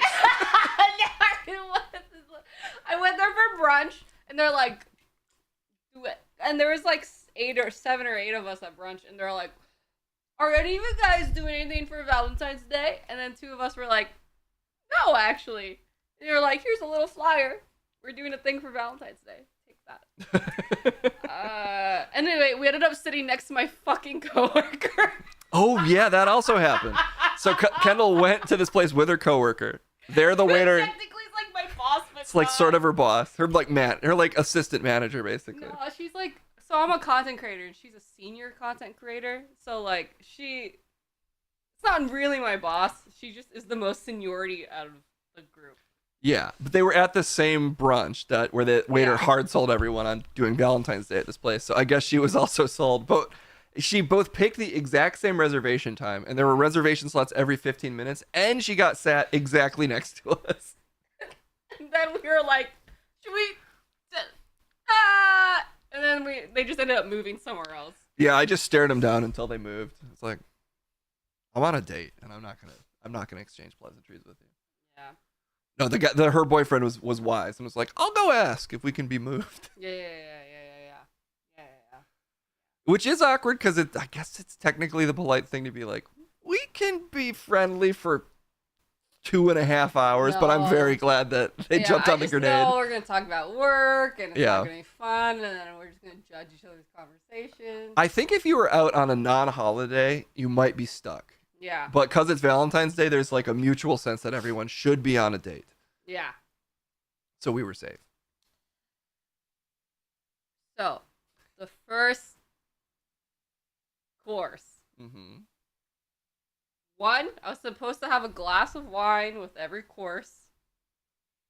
That didn't quite happen. I didn't have a wine for the first course because they forgot about me or something. Mm-hmm. I don't know. I think it was just me, baby. I think they just hated me, maybe. No, I think they just were somehow behind on everything. Maybe. Although they really didn't look like they were very stressed out. But that sommelier, I felt like, is this your first day being a sommelier, sir? Is this your It first might have day? just been a guy that they're like, we need someone to act like a sommelier. Pour please." wine. I mean, do you have to be a sommelier to just pour the pre-selected wines? I'm not sure. You have to talk about wine. Also, I was supposed to have a choice in wines, and he just didn't give me Yeah, you the didn't get choice. that. He just poured it. I was like, oh, thanks. Then they kind of Valentine's Day it out. So like one of the dishes was like a tuna surrounded by pink foam. But okay, the foam itself was so disgusting. The pretty foam felt like they took, the juice out of like a tuna packet. And they fucking foamed that up. They foamed up and the then tuna they put juice. that around the tuna that was chopped up. So it was pink tuna foam surrounding tuna. I literally was like, ooh, foam. And I took my fork, I scooped up just the foam, I ate it. I was like, oh. Yeah, that was a bit. It was a bit much. The other thing was avocado cream in the shape of a heart with a beet on it. Which was okay, actually. Yeah, that one was good. That was Should've okay. Switched, I didn't want to switch. The tuna also was pretty weird. It tasted more like just a cut of fat, if that makes sense. Yeah. It was odd. It was an odd tuna. And then the best thing of the night was their soup. Yeah, the worst. That one was actually really good. They're like, it's like potato and yam soup or something. It was like leek. Oh, it was leek soup, yeah. Yeah, it was leek soup, which was really good. That was actually good.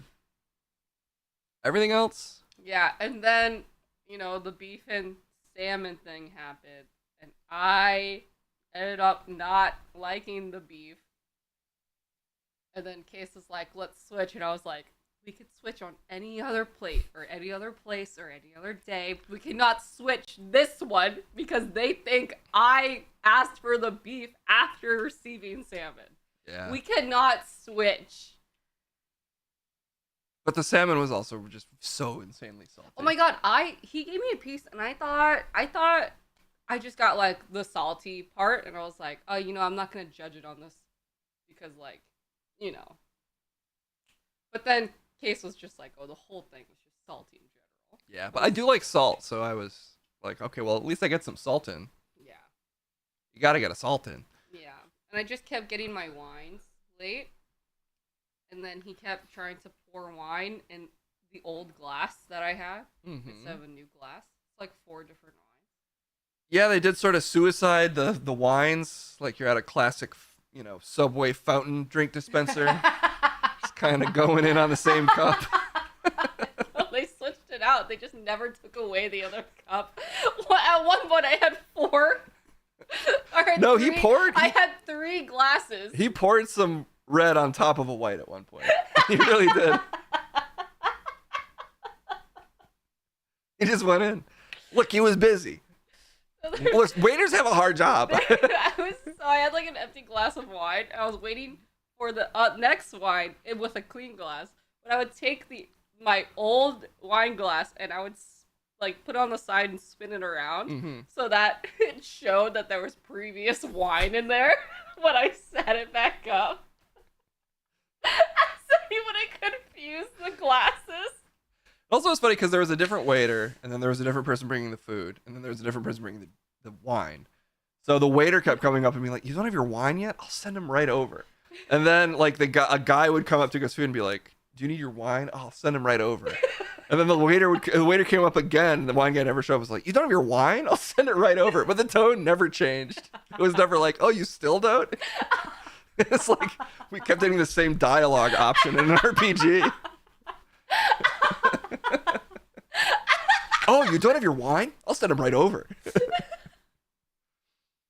Anyway, I honestly still had a good time. There was also, we actually had, I forgot what they call it, but they gave us like one oyster each, but it was a bed on peppercorn. Mm-hmm. Case lifted it up. All the peppercorn was just sticking at the bottom of his oyster. So I was like, I'm wondering if someone just got a mouthful of oyster that night. Of oyster and peppercorn that night. Probably if you just went straight in, if you lifted up and were like, oh. Yeah, then you would have gotten peppercorn for sure. Because they were kind of sticky oysters. But that's not on them. Oysters might just be sticky. I've never made oysters myself. Yeah. Who knew that AI was replacing waiters already? Maybe that's what it was. Maybe we had some... I bet her big fat finger. She doesn't have a big fat finger. I'm just angry. Fucking fat She definitely finger. accidentally pressed salmon twice. Or can blame that on the AI. On the pad. Mm-hmm. But like, damn, not even like... She's like, I am taking anything tonight. I'm going to make it everyone's fault tonight. Yeah. The valets were really nice. A great valet system. I was in the lobby for a bit because it was at a hotel. Mm-hmm. And there was just a lady at the front desk that was like, we're going to need access to this room. This person's going to need access to the room. This person also. And this person needs access. And this person. He goes, yeah, okay. She goes, and then we're going to have to go through the service door or the back. And he was like, no, we can't do that. She goes, oh. Well, then I'm just going to need 5 keys to the room. So I think she was like an assistant to someone important. Yeah. So that was exciting for me. We were secretly sitting next to Travis Kelce. We didn't even know it. Yeah. Some guy next to us was screaming about the movie Alfie. Oh, yeah. We did also start eavesdropping on all the couples around us because I should have pointed out from the top, we were like 3 inches Oh my from god, the tables. so like, wait, can you just... Okay, if this is case, right? This is another couple right here. And they would literally, like, to put food on the table, they would be like... There really wasn't room for people between them, but they would do it anyway. Literally our waitress, she had a nice ass, but it kept hitting my fucking wine glass. So every time she came around, I would like, whoop.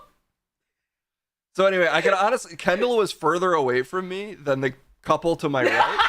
So it was more easy to hear them. We were closer to the person next to us. And he did totally explain the plot of the movie Alfie. And he prefaced it by being like, first of all, there's 2 Alfies. There's the classic 1960s Alfie, which maybe it's, I actually don't know. He's like, there's a more recent Alfie with Jude Law, and I could explain either. But then put like a French accent on him. Kind of. It was more like a New Jersey French accent. You think? Yeah, I was like, I can fucking explain it. I can fucking explain Alfie to you. I can't really do it, honestly. That's not. I felt like It was honestly in the watch. It just came out like this and high. No, to me. I was right next to him, I swear. I swear it was French or something. Well, I'm going to explain Alfie to you. Okay, we were so diagonal from each other. We were just, okay? Anyway, I haven't seen Alfie recently, but I feel like I did. Yeah. Anyway, 2 tables over, some old guy was eating the beef taquitos with a knife and fork. So when they came over, I was like, time to knife and fork this bitch. That shit was so hard and crunchy. Like, the fucking shell was like, and I was like, oh. Yeah, I think it was like a soft shell taco that transformed through the power of heat into a hard shell taco. The guy next to us also got the taquitos. The crunchy taquitos? The taquitos. They weren't called taquitos, by the way. All the shit on top of the taquitos on the side. Oh. And he was picking them up and just dipping them. And I was like, he learned from me. Because we were out loud, we're like, dude, we gotta pick this shit up. So anyway, just stay in next Valentine's Day. I was wrong. The real way to do it is to never leave the house. LA is falling apart, but it looks so beautiful. Yeah. I think that was the first time in my life where I actually went out to dinner. Wait, was that on Valentine's Day? It was still fun. Yeah, yesterday was Valentine's Day. That was the first time in my life I've ever done something on Valentine's Day. We did it. And then I proposed. Stop. Ew. Yeah. Ew. Like, this you got is in the right between. time. You were like, sorry. Will you? I was like, Between two seats. the film Elfie is about a notoriously single man. I bite into this taquito. It's so crunchy because there's a ring in it. But you make me feel like the opposite of Elfie. A guy who likes one girl. My God. I have to debrief with my coworker. She probably had a great time. Yeah, I wouldn't lead with, I thought it sucked, because in case you really liked it. I'm going to lead. I was also the whole time very judiciously trying not to sour the experience for everyone next to us, because any shit I talked could be heard by the whole place. And in case they were loving it, I'm like, this salmon is pure salt. I would have felt pretty bad. The table next to us kept... They had their own jokes about my empty wine glass filled with, like, a spit of wine. Yeah. So Yeah, they were mocking us.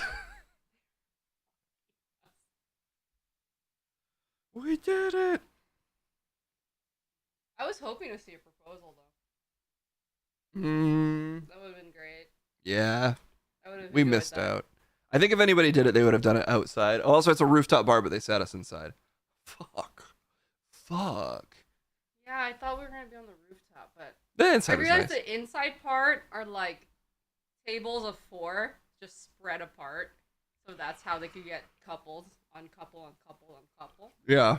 So there was not much room to, like, spread all these tables. It's true. That's true. Should we eat soon again? All of this talk of bad food is getting me going. I know, we only ate one. I gotta cook. Okay, well, I'll wrap up the stream, and then I'll cook. Okay, you can do some...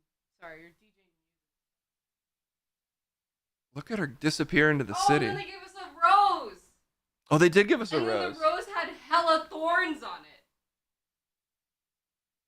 Yeah, it was a very thorny rose. But that's how Case roses burned are. his finger picking up the rose. These hands.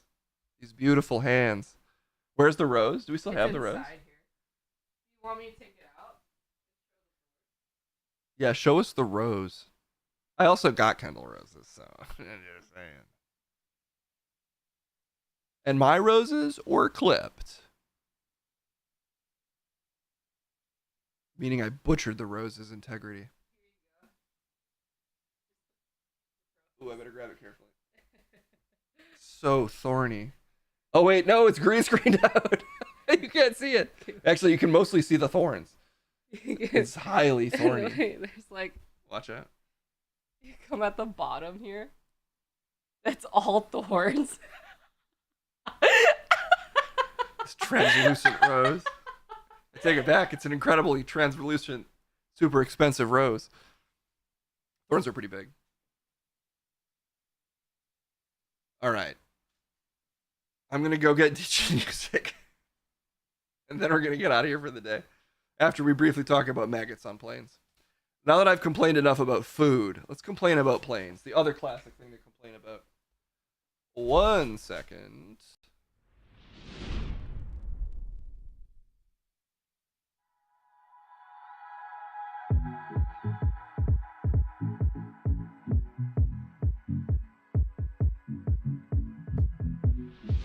Yeah. There we go. Okay. Good to see everybody. I'm back. I gave up the booth for Case to whine about his food. Oh, for me, food is all love, honestly. So I could eat basically anything, but I'm like extremely chill. That's the thing about me, DJ Music. Let's see. Real quick. First off, I need my lasers. That's just the thing about me. I do need my lasers. Pepito needs to get my lasers ready every stream. Pepito, get my lasers out. That's my request. All right, here we go. Now we're talking. Curious to read Yelp reviews of this place, specifically from last night. Yeah, I'm curious. I'm curious if we were the haters and everybody else loved it, or if everybody was having a similar experience. I don't know. But I do know, today we're talking about maggots on a plane. Let's see, what do we want to do? Plane music. Ooh, that's a little too 80s for me. Oh, yeah. You know, maybe I'll find a new tune for us. A new plain tune. What's this? Nah, that's not new, but I'll just use it anyway. All right. I was at the restaurant too. I was on the. I could see it from my roof. Cave couldn't see me, but I was looking out over my roof. I was like, there he is. You know. Okay. Let's do this. A little bit of that music. I'm a newsman and I'll prove it. Let's see what's going on out here in the world. Getting on a plane, giving the story a little twirl. All right. The Delta passengers showered with maggots. All right. After they fell from the plane's overhead a compartment. They might have had preferred snakes. Well, that joke is great. A Delta flight from Amsterdam to Detroit was filled with unwanted stowaways. Maggots that fell onto distinguished passengers. And did they learn? From an overhead bin while mid-air on Tuesday, independently reported the gross bugs had infested fish that a passenger stored in their carry-on luggage. But that's according to reports. Let's see if the passenger has any retort. Really lovely to be 2 hours into an 8-hour flight. Delta dropping maggots, but are they gonna make it right? On the way to Amsterdam, I find out there's a rotten fish and a maggots hitching a ride with us. Can you imagine? You're on a plane with maggots hitching a ride. One passenger named Kelsey tweeted in a since-deleted post about the flight from hell, which wound up being rerouted back to Europe again because of maggots in fish. The ex-poster told the Daily Mail that the passenger whose suitcase was responsible for the busting debacle was detained. The publication added that the suitcase was designated to be burned. The blood-curdling incident was caught some attention on a Delta Reddit page where commenters claimed to have witnessed the airborne atrocity. My family and I were in the road directly in front of the maggots. The lady right behind us told the flight attendants the maggots were falling on our head. And you know what they called this? Would you believe what they called this? This maggot incident? Unfortunate. Maggots on a plane? Are you insane? Unfortunate. Well, these maggots are bringing these passengers plane. There's maggots on the plane. Wish that I'd taken a goddamn train. Maggots on the plane. I was just eating my fish, but I got a whole nother dish. And let me dish this shit. Maggots were on the plane. Don't you hate it when you're 50,000 miles in the air, sipping a martini, first class ain't got a care. You look up to the roof, give that plane a Care Bear stare, and what falls in your hair? Maggots in your hair. There's maggots on the plane. Maggots on my brain. Is Delta gone insane? There's maggots on the plane. Mama, mama, mama, mama, mama, maggot. Mama, mama, mama, maggot. Mama, mama, mama, maggot. Mama, mama, mama, mama, mama,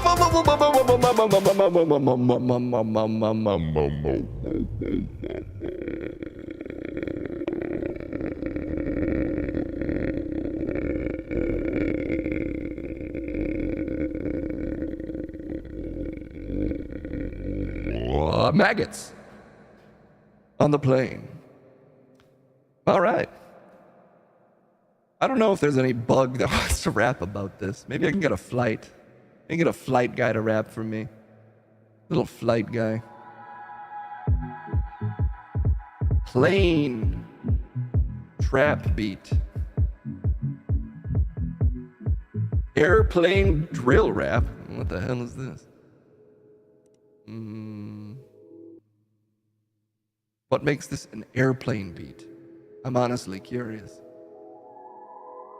Ooh, this sounds like a plane. Am I hearing a plane right now?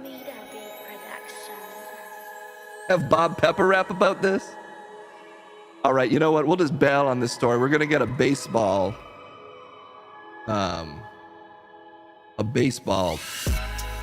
trap beat.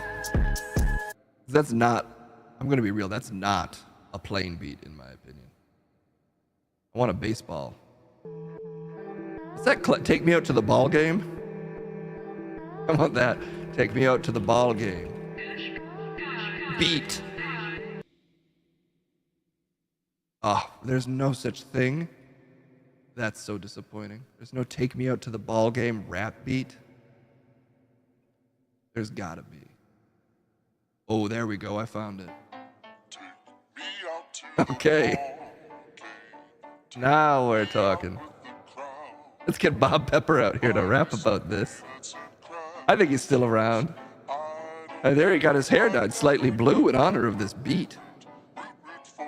So far there's not much of a beat, but we'll get him out here anyway. Please welcome to the stage, Bob Pepper.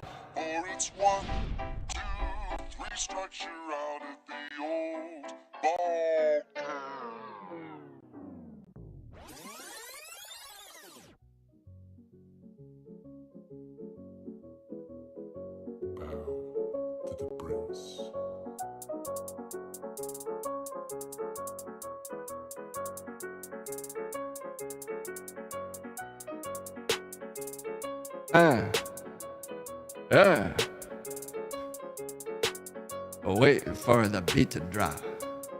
Beat don't stop, and the beat don't start. Coming from the heart.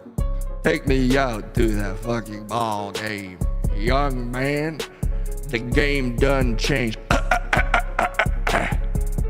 I'm the GOAT. Turn off the fucking smoke. I'm clearing my throat. Here's the fucking deal. You a slow learner. Got 2 fish, that's why they call me Boomer. I'ma fucking show you how to baseball sooner. Hit you so hard, I'ma give your ass a tumor. That's right. I'm the fucking Panic. Best fucking rapper on the planet. Independent. And on the planet. I'm the #1 Mike Slayer. God damn it. Been alive since about 1945. I'm out another motherfucking ride. Yeah, showing my heart with pride. Come over to the baseball inside. Got a fucking back, can you handle that? I got a bat from the back and I'm slamming that shit. I'm a Batman. Bow to the prince. Okay, well anyway, that's all I had to say. This is my fucking beat. Peace out, everybody. A-Town up.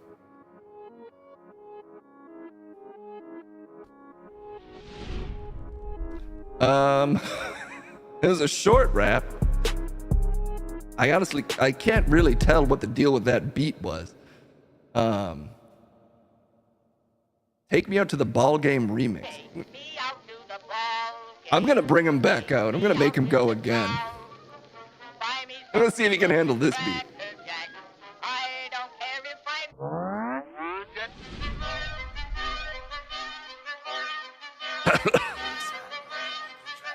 What the fuck? Fucking back again. Baseball legend back, get the pen. I'm getting fucking better. Getting salty, but you better pass the fucking pepper. On and on and on, you looking like a slob. Meanwhile, I'm the flyest bitch in the world is Bob. Check it out. You wanna pout? I'll give you something new to announce about. I'm talking baseball, so give me a call. I seen your ass, baby. That's a home run, let's call. The fucking ref, I'm the best. Fast pitch down the middle, hit it with your chest. Bunt! Well, I'm about to punt. I see you fucking little babies, you always run. Some fucking old, and maybe that's why I'm so cold. Seriously, this roof's too cold. Down, now I'm up. Bob Pepper, and you know that I'm tough. I've seen 16 wars. Check the score. Coming on top of you whores. Yes, I said whores, cause back in the day, that's the way we talked about every lady. I'm fucking nasty from a different generation, but I'm still in charge of the nation. Octogenarian to all of your friends. Octogenarian, power never ends. Oh, I'm hitting fucking hundreds. Meanwhile, you done, kid.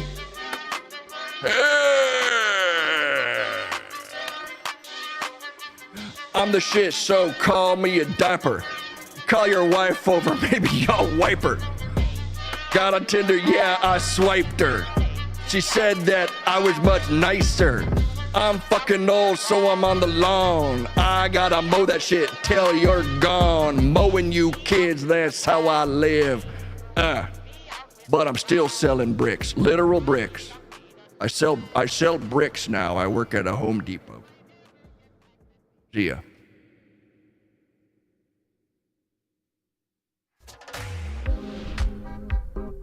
Okay, well, that's Bob Pepper. That's probably about as much as we're gonna hear from Bob Pepper. But then again, who knows? I got a weird habit of bringing everybody back. Everybody, come on back. Pepper! Well, that's the stream, and let's fucking go. I'd say we put on about a half-decent show, but you know what time it is. It's made. Well, not yet. I guess I'll find someone to raid. What's the sitch? These lasers too intense, and I can't find Twitch. There it is. Okay.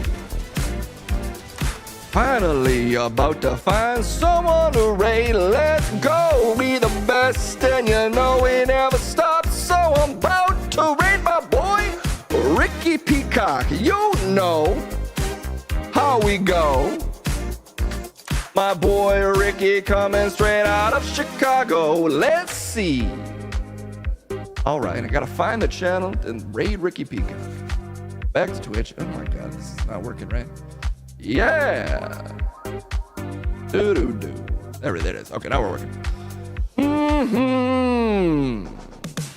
Well, I'm sorry if I was starting a fight. It seems that DJ Music was just struggling to type, but I figured it out, and there can be no doubt. Let's raid Ricky Peacock before K starts to pout. We done, baby, yeah. And here is the proof. It's your boy DJ Music singing you off from the roof. And you know how I really like to do. I'ma look at chat and I'm just gonna shout out you, Daedalus KE. God damn it. One of my favorites next to Boner Salad. Propaganda feed too? Easily. Also a favorite, just like my friend Fabrici. Alright, Stormburn 92. Enter Daddy also coming in to give you the proof that Smoke X always puts up a nice fight. And guess who else does? It's for a fight. Skullmeat X coming in and he loves to play every day with his best friend Uncle Phil 2K. Greg TUES keeping it breezy next to our mastermind. I'm talking live and sleazy, and we bout to be done. So we're gonna send it off. It's a case raid. Say hi to Ricky for me. Good night, everybody. We'll probably be back tomorrow, but you know how case is. You never know. See y'all around. Bye-bye.